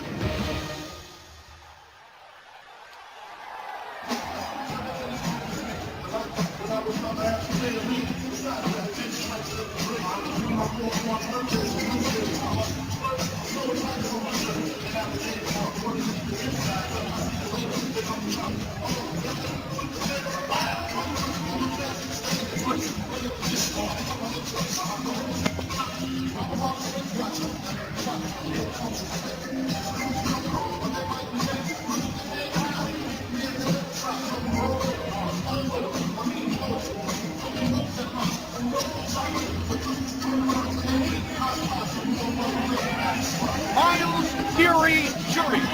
He has been training in Alliance MMA for the past 3 years. Just 26 years old and truly mentored by the former champion Dominic Cruz. He has got a lot of potential, this young man. He's smart, he's dedicated, he's focused, he's disciplined, and his results inside the octagon have been excellent. He lost on the Ultimate Fighter to Al Iaquinta, but that was one of those fights that you have to call an exhibition because they didn't report the fight immediately to the Nevada Athletic Commission because it was a show years later. So it doesn't count as an official record, but that is a loss. Although it was only a one-round loss by unanimous decision. But he's learned his skills at Alliance and grown inside the octagon, specifically with his performances over Diego Sanchez, and then the latest where he stopped Takanori Gomi, who's a Japanese mixed martial arts legend. And he did it in Tokyo in just 92 seconds. He said in high school, I was watching The Ultimate Fighter, Diego Sanchez, Kenny Florian. Now, I'm fighting the best in the world.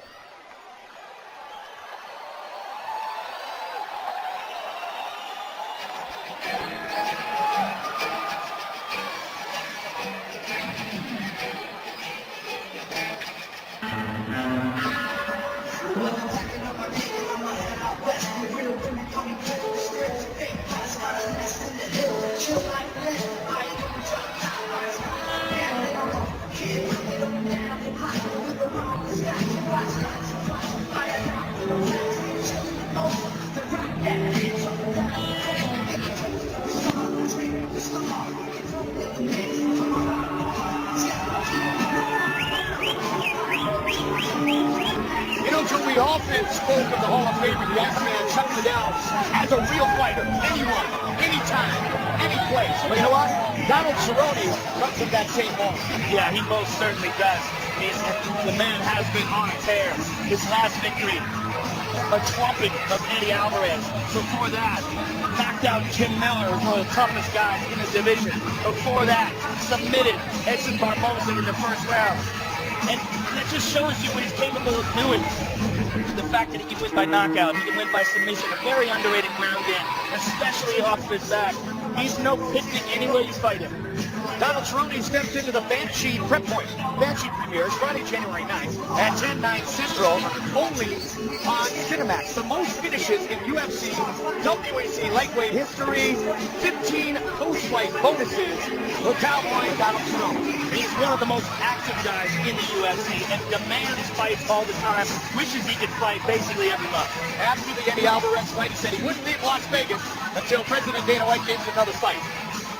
He's got it. Our tail of the tape for this, our co-main event of the evening, is brought to you by Banshee.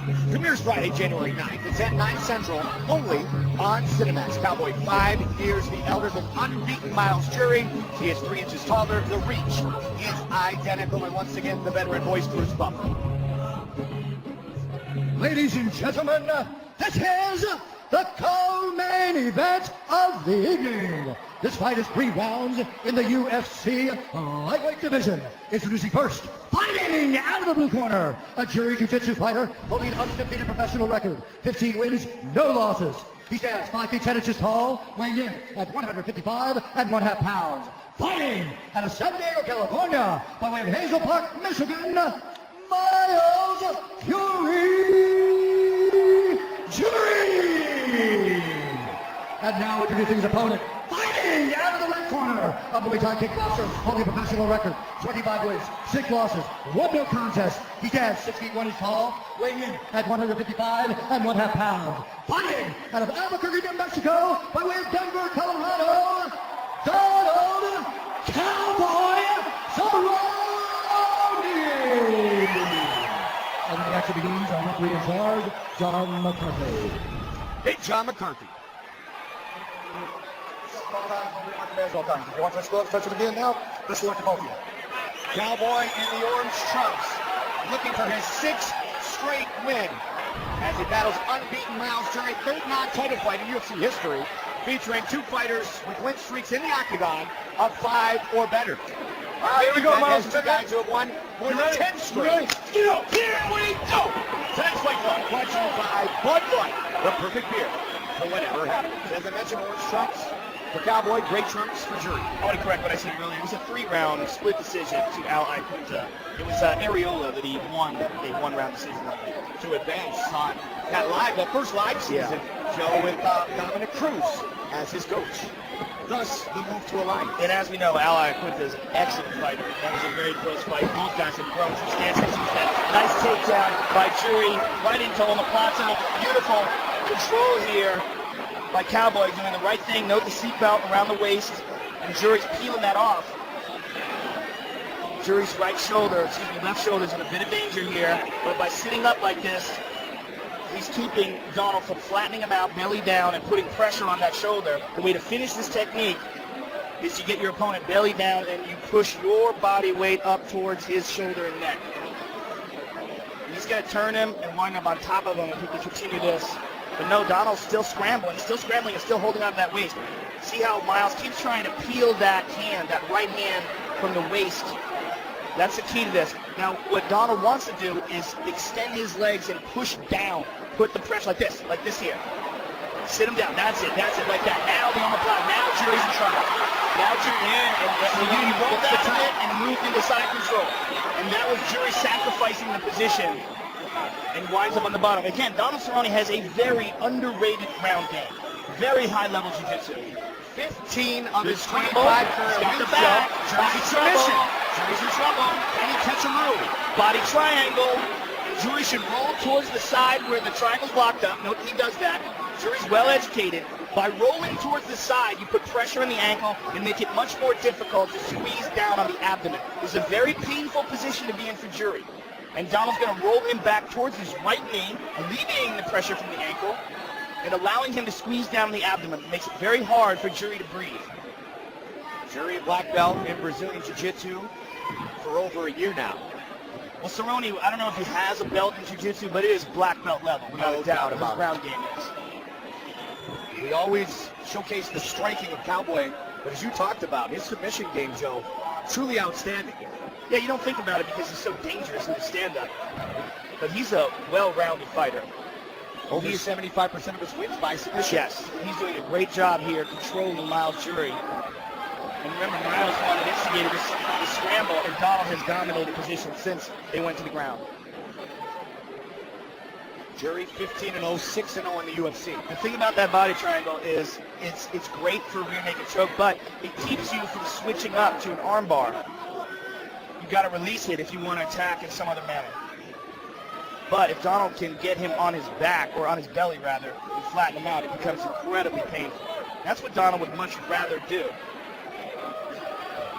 because he can use strikes then too. Because Donald's limited to attacks mostly by submissions.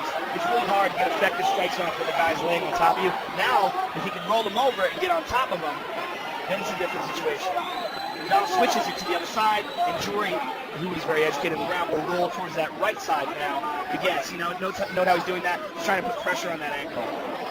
But Jury's all wrapped up here. Donald's now he's got him belly down. And Jury's going to finish it right here. He's up for Cerrone. Jury's in the finish, Jury. Jury's in deep trouble here. And Jury peels it up. Safe for now.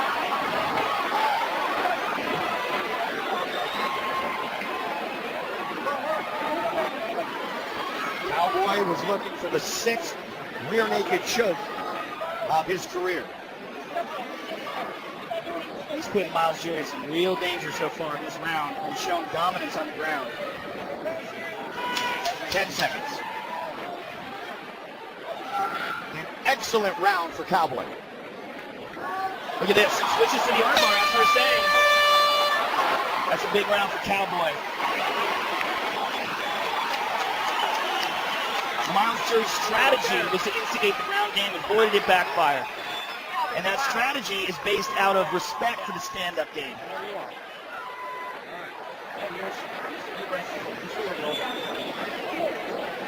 Okay, so the game plan's pretty obvious, Cowboy. Every time you kick, you don't try to beat them down. Okay? So be ready for that. That's what I want me, buddy. I want my hands up, I want a good frame, work my jab and work my head movements. Establish my teeth and control that space. Make sure all the sides step and angle. Low and high, low and high. Stand up, let's get the kickboxing. When we get them down, the sequence nice and tight. There, Del Fiore. Deep breath. You're fresh. worry about the takedown now. Start taking it on the feet, baby. And the beautiful Brittany. Set for round 2 of our co-main event. Jury and Cerrone. Ready, get up. Not much stand-up in round 1. With Jury taking the fight to the ground and then Cerrone getting the better of him. And Cerrone truly controlled Jury for the majority of round number 1. For over 3 minutes. Again, Jury looking for that takedown. This time, stop. Watch for the body kick of Donald Cerrone. He utilizes it well. He's been, unfortunately, on the receiving end a few times, too. Most notably by the champion.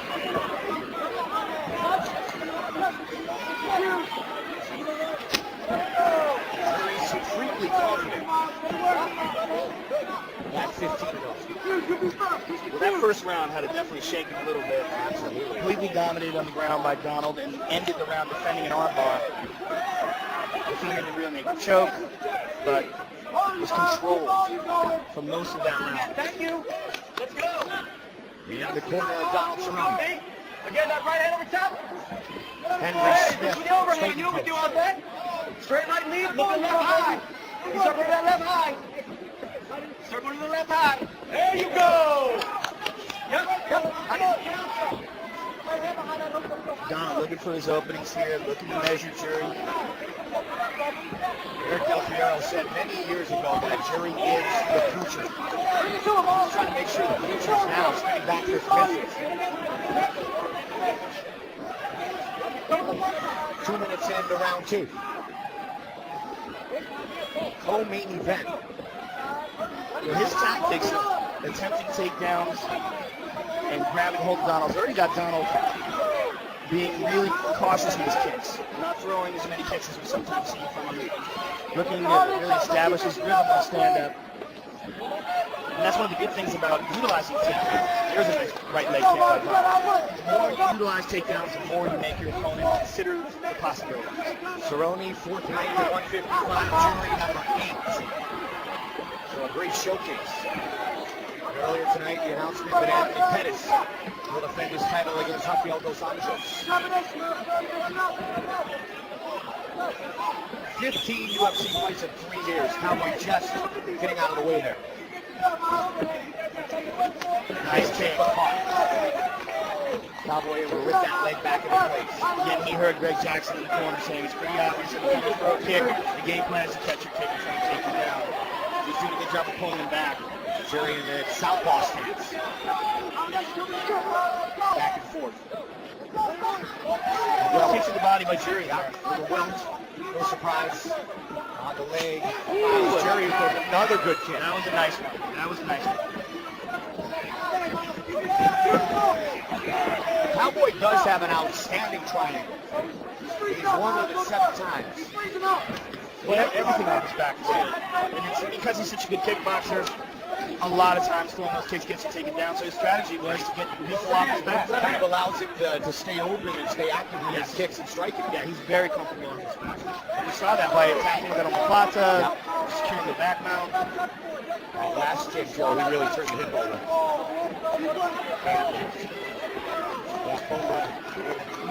Wow, Jury's left leg, right hand by Cowboy. Eric Del Piero. Big points. Hey, we need this. Beautiful. 2-3 body kick again from southpaw. Yep. Don't wait, Miles. Nice knee to the body there by Cowboy. Hey, get in there, Miles. Get in there. 20 seconds. Big points. In the corner of Jury as well. And that was a nice inside leg kick by Miles. Miles is doing well with his movement. That was a kick caught.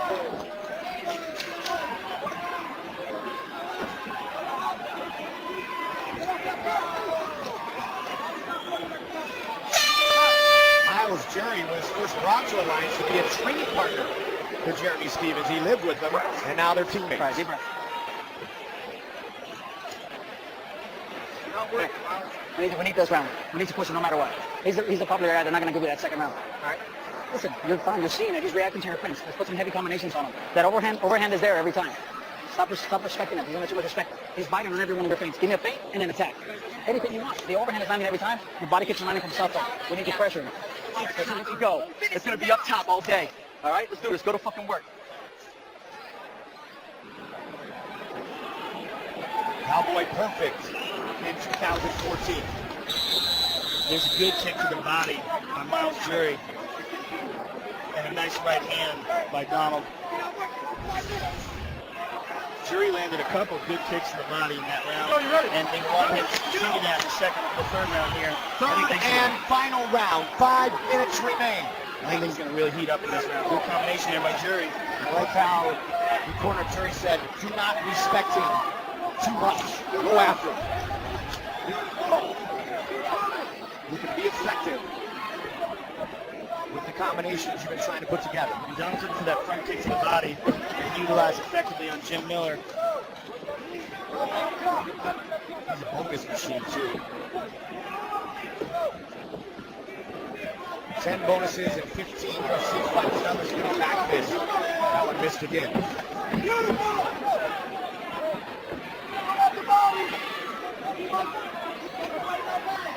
Cerrone pushing forward. Walking him down. And again, switch kick. Cerrone has really been the man advancing for the better part of this entire fight.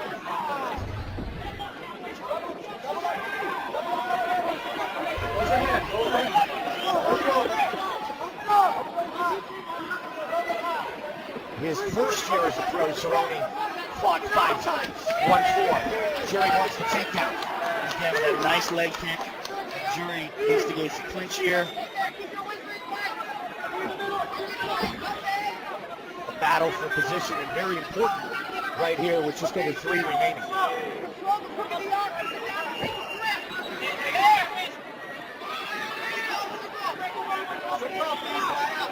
Three.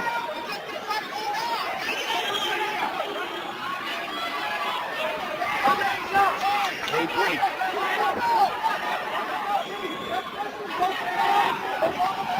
Oh! Big head kick by Cowboy. Jury looking to take him down. Cannot do so. That was the biggest shot of the fight by far. Absolutely. The Jury's probably still ringing. Right on the jaw. Cowboy trying to cut off the octagon here with just over 2 minutes remaining. Good right hook there by Jury. Jury connected, but then the answer of that head kick from Cerrone was magnificent. Good shot to the body there by Cowboy. That kick's a game changer. Yeah, it certainly is. If for no other reason on the judges' scorecard. Another nice leg kick by Cowboy. Cowboy coming on strong. Another one. Good strong. Cerrone taking the fight to Miles Jury here in the third. Beautiful leg kicks by Cowboy. He's shooting up Miles Jury's legs. You can see the welts all over that left leg especially. The outside that left leg is nasty. He's in full hunt mode right here. He is pushing forward And again, non-stop. Attacks with that switch. Miles pushing very hard here for the takedown. Donald Cerrone, known for having lethal leg kicks, has landed 19 with a minute remaining in the fight. Good elbow by Donald. Look at the leg of Miles Jury. Oh, that's nasty.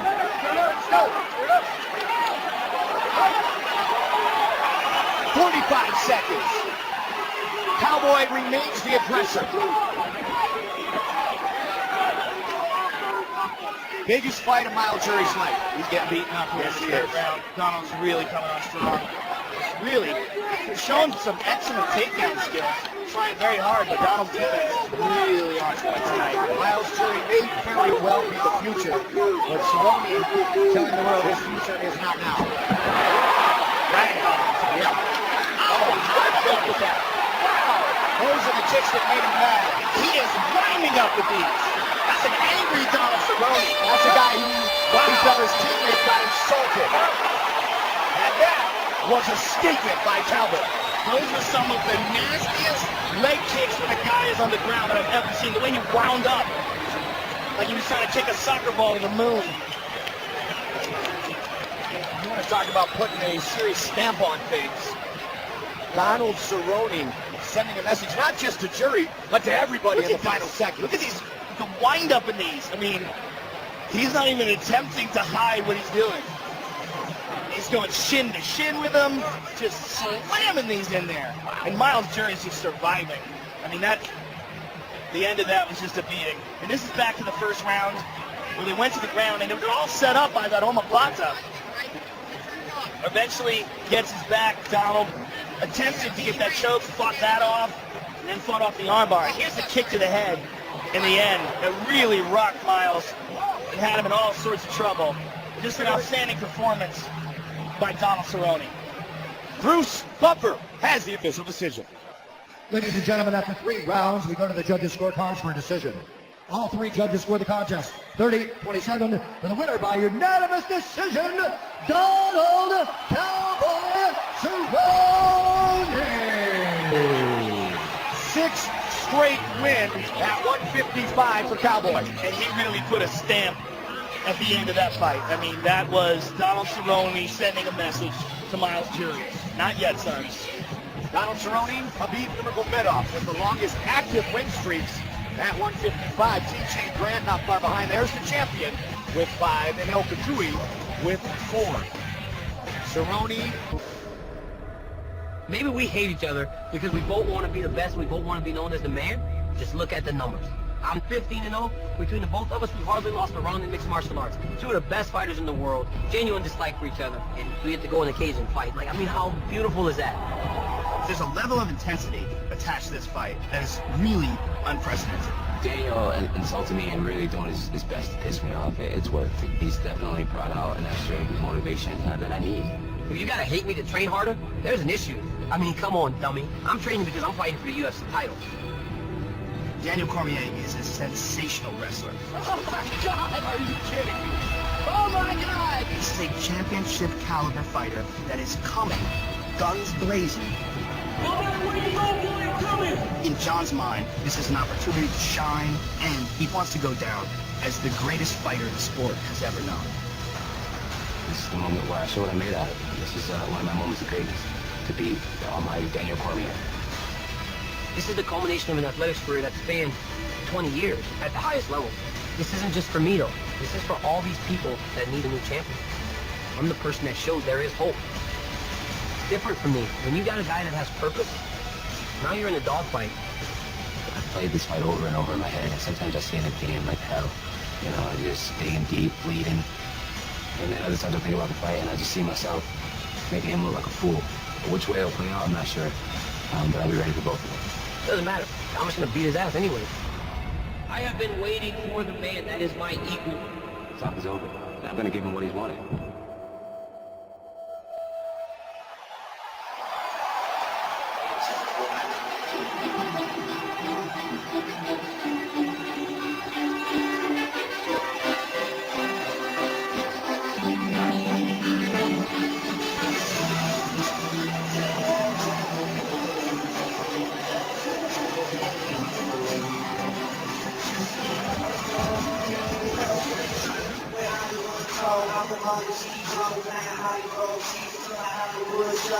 Here comes DC, Daniel Cormier, the 2-time Olympian with the world-class pedigree in wrestling that is now transformed him into one of the greatest mixed martial artists in the world today in a big test tonight for the belt.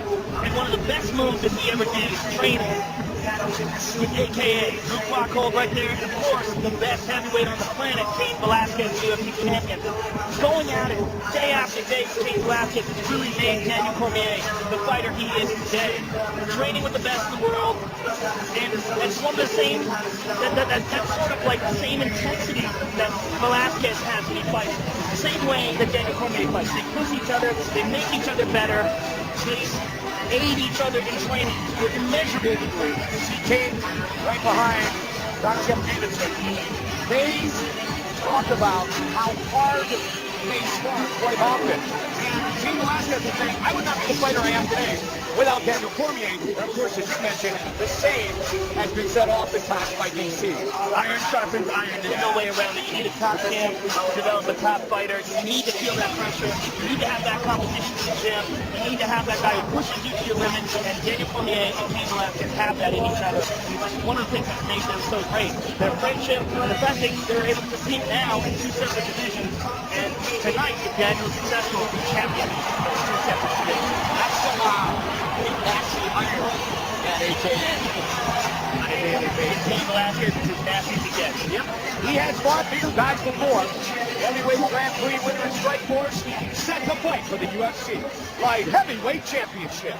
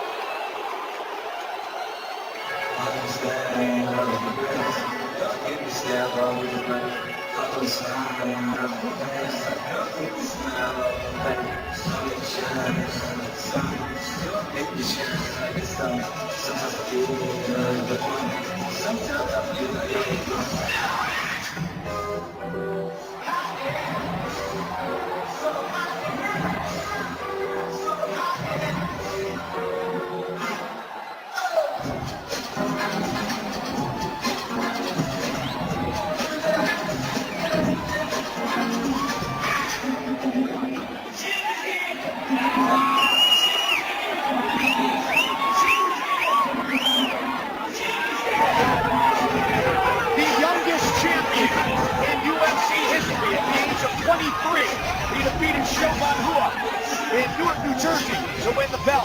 And now, for the 9th consecutive time, he fights for a UFC championship as he looks for his 8th straight title defense. And you're talking about a really special talent here in John Jones, and we recognize him immediately. He has ridiculous athleticism, great strength, a great wrestling background, and wild striking, wild, unpredictable, creative striking. The champion steps into our Banshee prep point. Banshee premieres fighting January 9th at 10, 9 Central, only on Cinemax. One of the things that we've learned from John is his ability to overcome adversity. John has been tested in the octagon. John was caught in a deep armbar by Vitor Belfort. Would not tap. Got his elbow really messed up. Went on to win that fight by submission. He was tested by Alexander Douglas and pushed to the limit. Went on to win the final round, securing the victory and retaining his title. John Jones is a winner. He's a guy who knows how to dig deep. He's not just a front runner, not just an athletically talented guy. He is a fighter, and he is a true champion. And a true champion who is most likely facing his most difficult task right now. Never knocked down, never submitted. 11-fight win streak for Johnny Bones Jones. And we said right at the top of the show, John, he has turned exceptional fighters into mere mortals.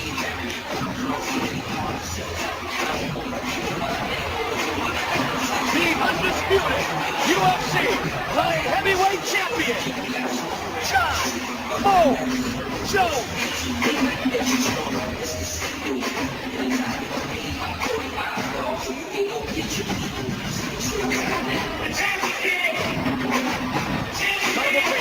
With 2 brothers, both playing in the National Football League. And John Jones looking to continue to solidify his status as perhaps the best pound-for-pound fighter in the world today.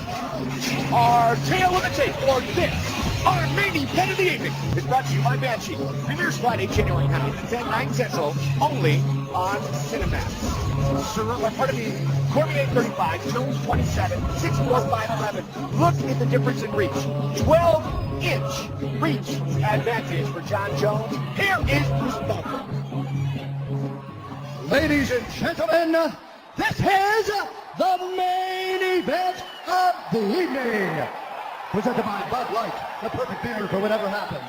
Sanctioned by the Nevada State Athletic Commission. Chairman Francisco Aguilar, Executive Director Bob Bennett. Commissioners Skip Avancino, Bill Brady, Pat Ludwall, and Anthony Marnell. Our 3 judges scoring this contest at Octagon Side are Marcos Rosales, Carlo Urso, and Tony Weeks. And when the action begins, our referee in charge of the Octagon, Richie.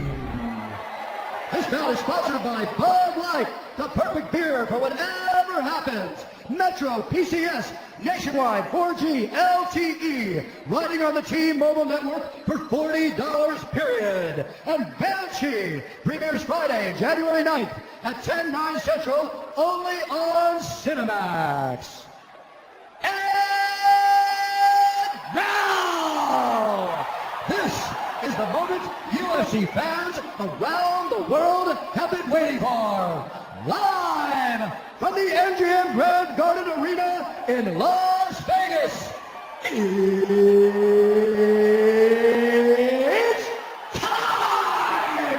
5 rounds for the undisputed UFC Light Heavyweight Championship of the world. Introducing first, fighting out of the corner, a wrestler and a kickboxer, holding an undefeated professional record, 15 wins, no losses. He stands 5 feet 11 inches tall, weighing in at 205 pounds. Fighting out of San Jose, California, presenting the challenger and the former Strikeforce Heavyweight Grand Prix champion, Daniel D.C. Cormier. And now introducing the champion, fighting out of the left corner, a left-feet fighter, holding a professional record, 20 wins, 1 loss. He stands 6 feet 4 inches tall, weighing in at 205 pounds. Fighting out of Endicott, New York, presenting the reigning, defending, undisputed UFC Light Heavyweight Champion of the world, John Jones!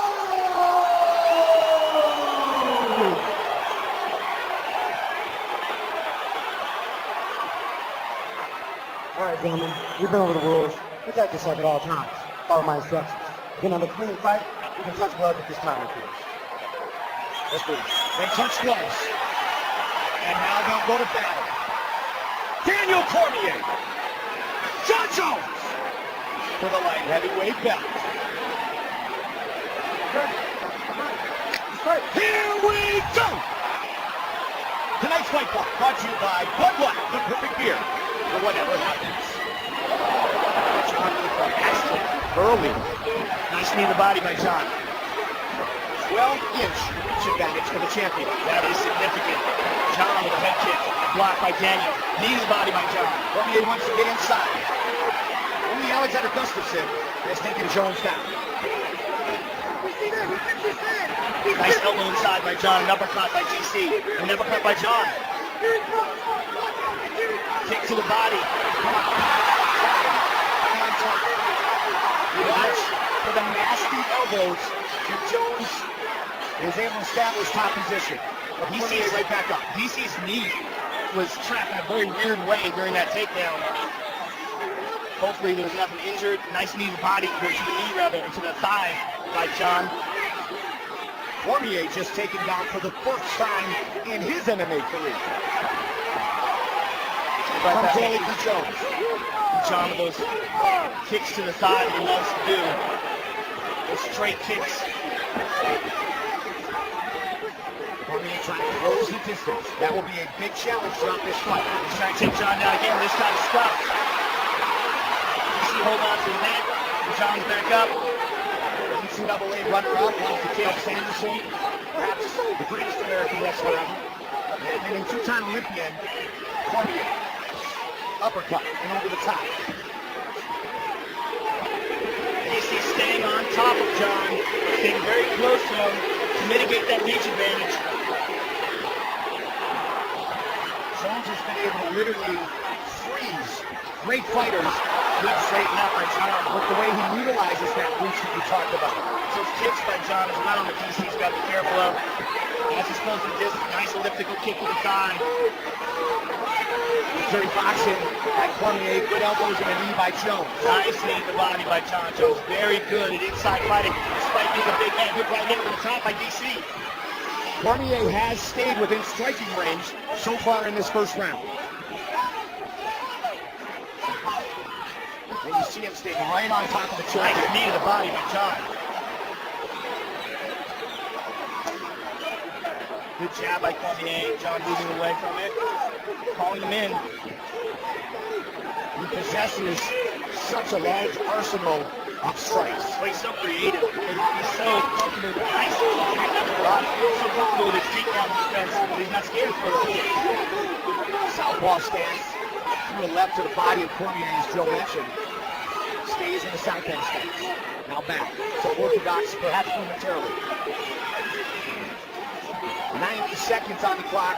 Here in the first of a potential 5-minute round. Good inside leg kick by DC. It had John kind of leaning over a little bit. Spinning back kick but missed.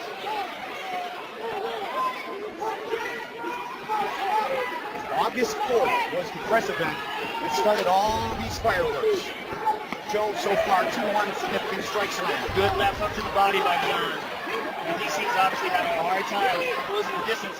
That 12-inch reach advantage is absolutely gigantic. This fight originally scheduled for September, and the bad blood just continued to boil. Here they are tonight as our main event. John able to get just out of the way of DC's strikes. There was a camera to me, but not the top by Cormier. Cormier welcomes the clinch.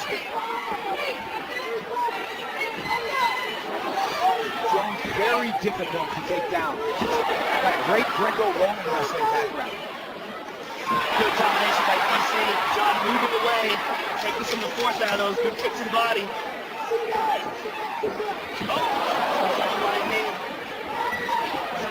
Uppercut again by DC. Good left strong. Here's Cormier matchup. Things got interesting very quickly. Excellent work, Mr. Jones. Let's get some deep breaths. Let's find our waterfall, my friend. This is what we train for. This water is in your hand. You can drink it when you want. But let's control our breathing and bring it down a little bit. No problem. Will you finish that round? Will you finish that round is the way I need you to fight. I need you to let this stuff go. You're letting him get off too much, all right? Okay. You got to bring the combo. I need fakes the punches and I need fakes the wrestling, all right? Change levels. Southpaw, that fakes right here. Right away. Angles. Listen to me. What are you going to do? Angles. Okay. Crazy Bob Cook talking to DC. There's a nice left by John. There's a right hand by Daniel Cormier. There's a good left to the body by Jones. The knee. And an uppercut by DC.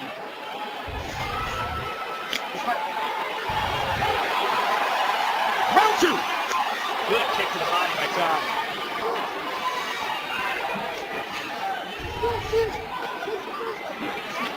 Jones in on the attack. DC has to come that distance. John is able to hit him and get him off. Watch for the elbows too. He likes to catch his opponent with the elbows coming in. Cormier trying to stay in range, but it is not easy against the long-time champion. Good kick to the body by John. Good defense by John. John looking for a choke. Looking for a guillotine. Only has one arm on the neck, though. That standing guillotine defense way back in 2011 against Leona Machida. He's got to walk through those kicks, and that is a difficulty. Good right hand over the top by DC. Cormier is one of the ultimate competitors. A tough upbringing. Truly a man who's competed at the elite level for decades. Total strikes, net even.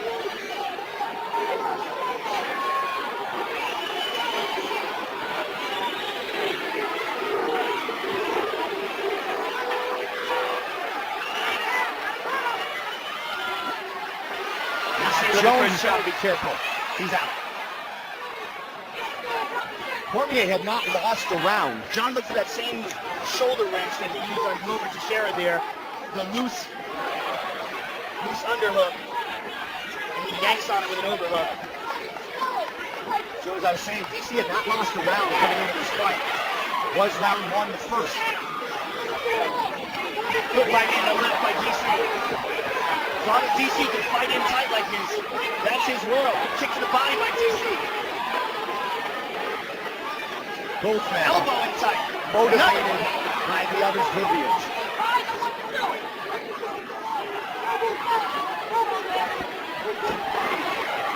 Jones with the knee. Cormier staying on top of him. toughs that takedown attempt. Good uppercut by Jones, by DC brother. Constant pressure by DC. Good kicks by Jones.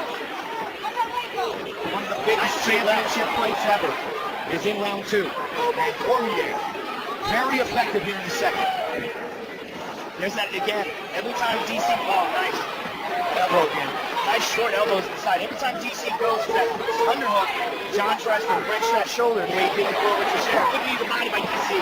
Catching him in the clinch with his uppercut shot. Right up the middle. Daniel Cormier is scoring. 90 seconds on the clock here in the second round. Cormier, the leader is the hip strikes. Good kick by Jones. That one is significant. Those elbows are so nasty. They're so sharp. They just so, oh, nice kick by DC. Cormier trying to break the champion.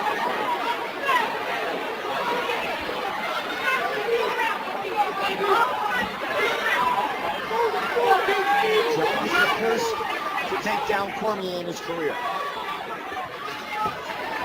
DC again looking for the uppercut of the break.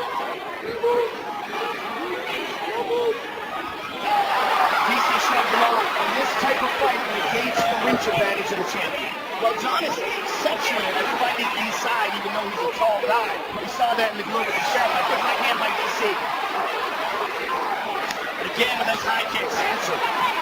Cormier able to cut on the trunk. He looks at the clock, keeps it.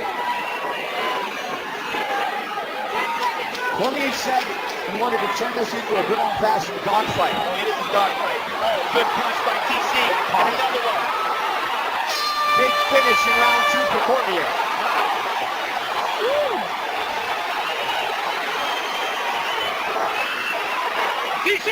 DC! That's the dogfight I want. I want a little bit more activity. That's the dogfight I want. I need more. I need better. Use your wrestling with the dogfighting. Use your wrestling with it. Keep going on the low kicks. Javier Mendez. I need you to keep moving your fucking head. Right, side to side. Lots right here. Lots right, all right? And keep bringing it down. Perfect. I want those little kicks. I want those little kicks. Bring the dogfight. Bring the wrestling. They see a right hand by DC. And there's an overhand right that connects. There's a knee to the body. An uppercut inside. There's a right hand by DC. And make no mistake about it, John Jones landed some good shots in that round as well. The heavyweight champion watching his good buddy try to become another belt holder from AKA. They call Daniel Cormier the team captain at AKA. John loves that front leg side kick from the time. Daniel responds to the same technique. John goes to the body. Jones is able to land that technique we talked about on frequent occasion. Makes it almost impossible for his opponent to get inside. Big kick to the body there by DC, and John responds with his own. We saw Jones get tested for the highest degree in his career by the Swede Alexander Gustafsson. Cormier doesn't retest him unless a Cormier uppercut again. Inside leg kick by Jones. Daniel Cormier, wrestler, embracing the kick ground. to the neck. Excuse me, side kick to the neck. To the body again with that left. In the southpaw stance. DC continues to stay out of it. It's a good left by John. Good jab by DC. Oh, the first eye poke. And that's what a lot of people are worried about. John's style of keeping his hands open in front of fighters.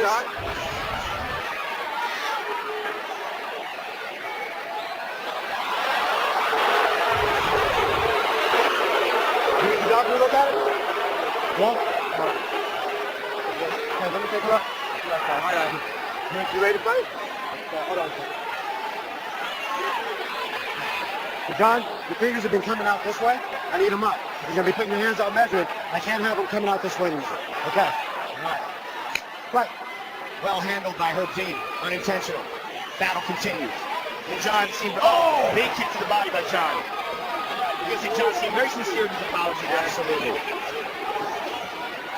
You know, at the end of the day, Cormier talks about it a lot. Switches it around for a single. He's going to trip that back leg. It's just so hard to reach it. John's so tall. Wow. Good takedown defense by Jones. You can see why he has only been taken down by Alexander Gustafsson in his career.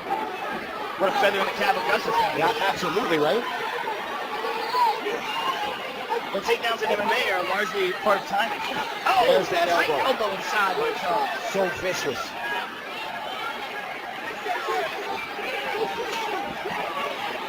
Cormier continuing to try to stalk the champion. Constant pressure. One of the things that Cormier has an advantage of is the training that Cain Velasquez is always like this. These guys are constantly pushing each other to the limit. It's very difficult to find someone who can do this to a guy like John Jones. And other than rotating press training partners over and over again, it's going to be very difficult for him to find something like this in training. Nice combination here by Cormier. Good uppercut on the inside. Yep, in that clinch. Highly effective one more time here. Again, look at that takedown. Excellent defense by Jones. Past the midway point of this championship fight. Jones, so much has been said back and forth between these guys, but they respect each other's talents. Big time. Good shots to the body by Daniel. And so far in this fight, we're seeing the best being brought out in both men by each other. Those short shoulders by John Jones are very effective inside. Likes to use those and then the elbows. There's a nice knee to the body by Jones. Actually, that elbow was his shoulder. He used those very well against Glover Teixeira as well. He's so good being a tall man. It's unusual. 9th time Jones has been scheduled for 5 rounds as he looks for his 8th consecutive title defense. Last minute of the 3rd. Constant pressure by DC. Jones landing more strikes here in the 3rd. Big right hand by DC. An uppercut. That uppercut. He's so another short elbow effective in this fight, but it's so often used by Cain Velasquez as well. Cormier pressuring him on the fence. There's a shoulder from inside. Fight in a phone booth again here at the end of the 3rd.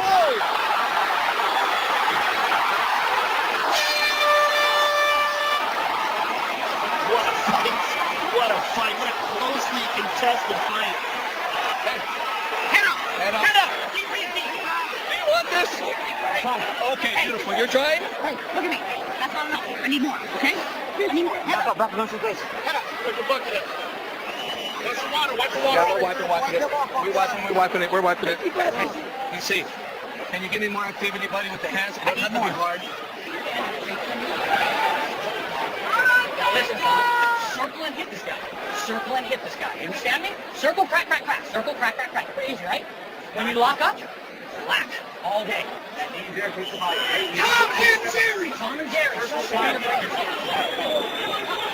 Championship round. Jones has gone 25 minutes 3 times in his career. Cormier once when he defeated Josh Barnett. To win the Strikeforce Heavyweight Grand Prix. This is the second 5-round fight of Cormier's professional career.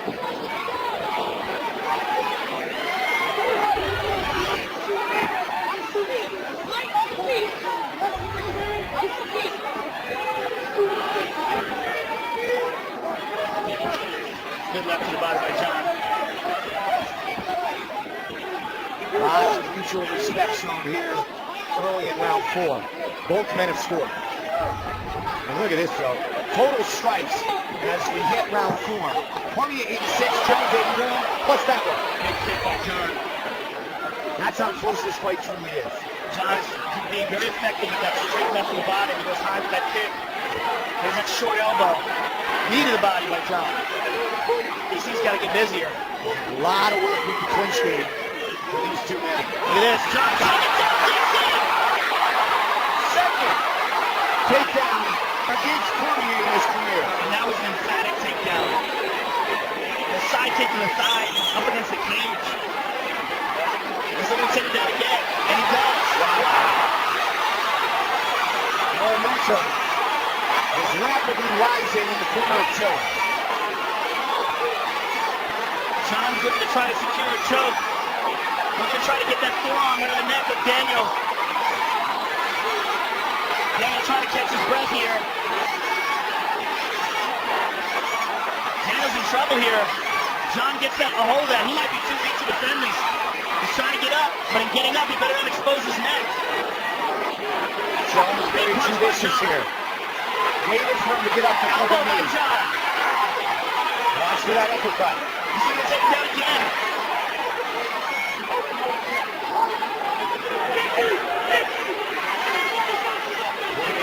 Embrace the grind here in round 4. John's embracing the grind right now. Those takedowns, he's really taking it to DC. This style of fight, this fight in the poker, as we've often said, is so exhausting. He's also making a point by taking down just like that in this round. He's passing his offense, pressing his advantage. Jones would appear to be the pressure fighter here with 2 minutes left in the 4th. Well, he seems to be taking over in this championship round. I mean, DC has done, big punches by John. Right to the body and the left hook. He's really doing a nice job of his wrist control. We don't see any of those big uppercuts here in round 2. John is like throwing side kicks to the leg in the clinch. So creative.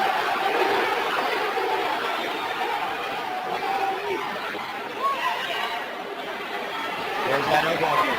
Under 90. Now DC's on him. He's got some catching up to do here in round 4. He most certainly does.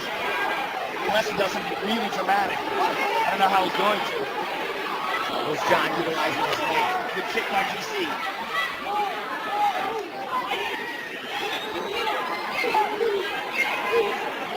We saw a lot of basically toe-to-toe boxing, if you will, against Gustafsson. And this clinch work back and forth show has been a true showcase of these two men's talents. Good knee by John. DC is just not working hard enough here. Unless he's just going to submit to the fact that he's lost this round and try to make up for it the next.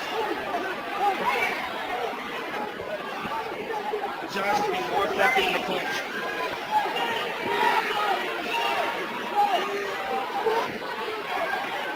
22 seconds to go here.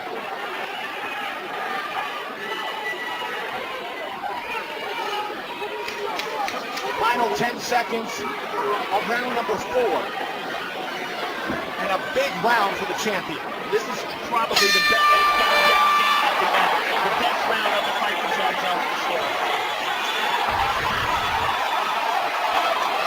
Here's the first takedown. You know, to take down DC like that, it's got to say that he's exhausted. And there's the second one. And there's a short elbow inside to the jaw by the champion. You're going to give me an early takedown, okay? Hey. Look at me, head up. Do you want it? Yeah, and you got to go and get it because you have to stop him. And you got to be busy with your hands, okay? You're letting him be the busier guy. You can beat him from that, you know, hit higher in that body. You're hurting him. Big babies and blacks inside, okay? All day long. Looking good. Like Mike Nichols, John. Circle and hit. When you lock up. Mike Nichols, John. Time training coach at Team Jackson. 5th and final round. The challenger, the champion. 5 minutes remain.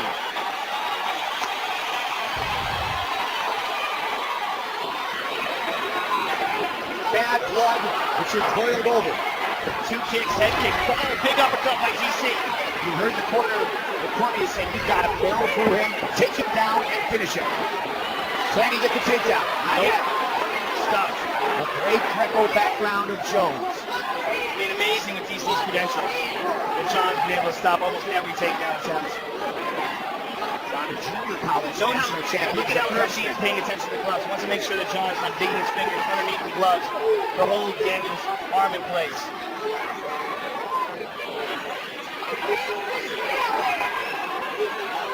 First time two fighters with a win streak of over 10 have ever met in the octagon.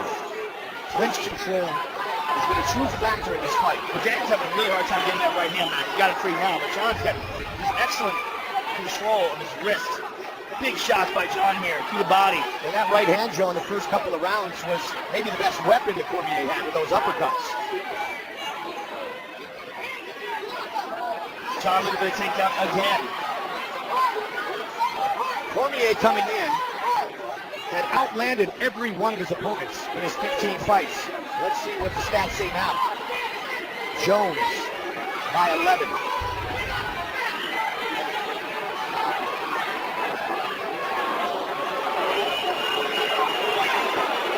John's trying to force Daniel's arm behind his back. He was reaching back with his right arm, trying to grab Daniel's right arm behind his back. 3 minutes. Greg Jackson saying, when Jones is motivated, he gets a little more Spartan. Extra energy, motivation. John's taking his back.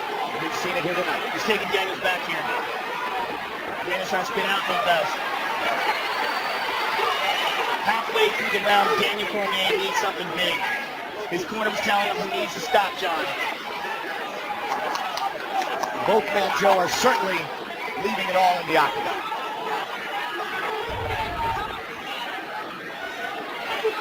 Three takedowns for Jones, none for Cormier. Just over 2 minutes.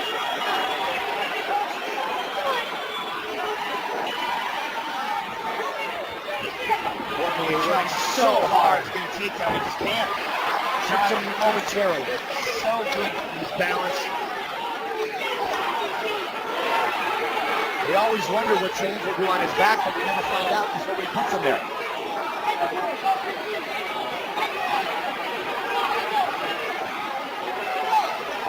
"90 seconds remain. Fifth and final round." Neatly bodied by John.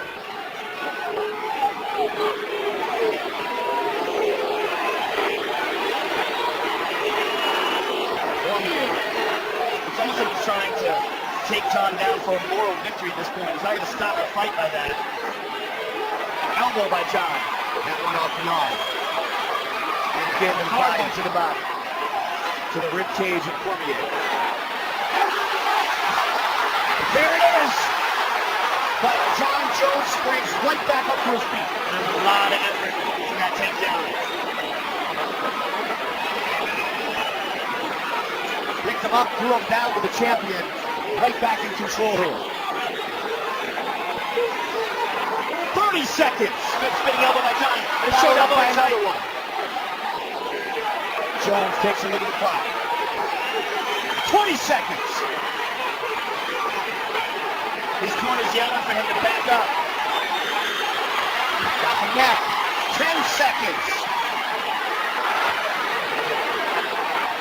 His ultimate grudge match.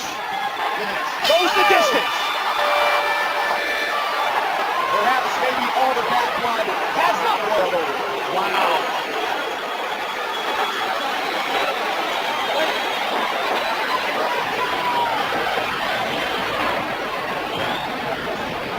Fight Replay brought to you by Bud Light, the perfect beer for whatever happens. And here you see at the end, John just raises his arms up, and then left hooks Daniel. The fight had not ended yet, but Daniel hit him after the buzzer. And a gesture to what has become his arch rival. It's a cheap way to put it. You call it that? That's right, tell my kids.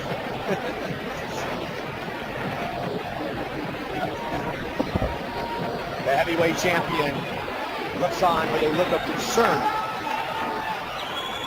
as his buddy, training partner, team captain Daniel Cormier goes the distance with John Jones. Now Jones, certainly the man who had the momentum in his corner in those championship rounds of 4 and 5.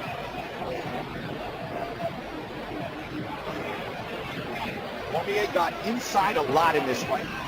Some great fighters have not been able to do that against John. But the damage done was pretty equal between the two fighters. The official decision is in. And here is Bruce Buffer.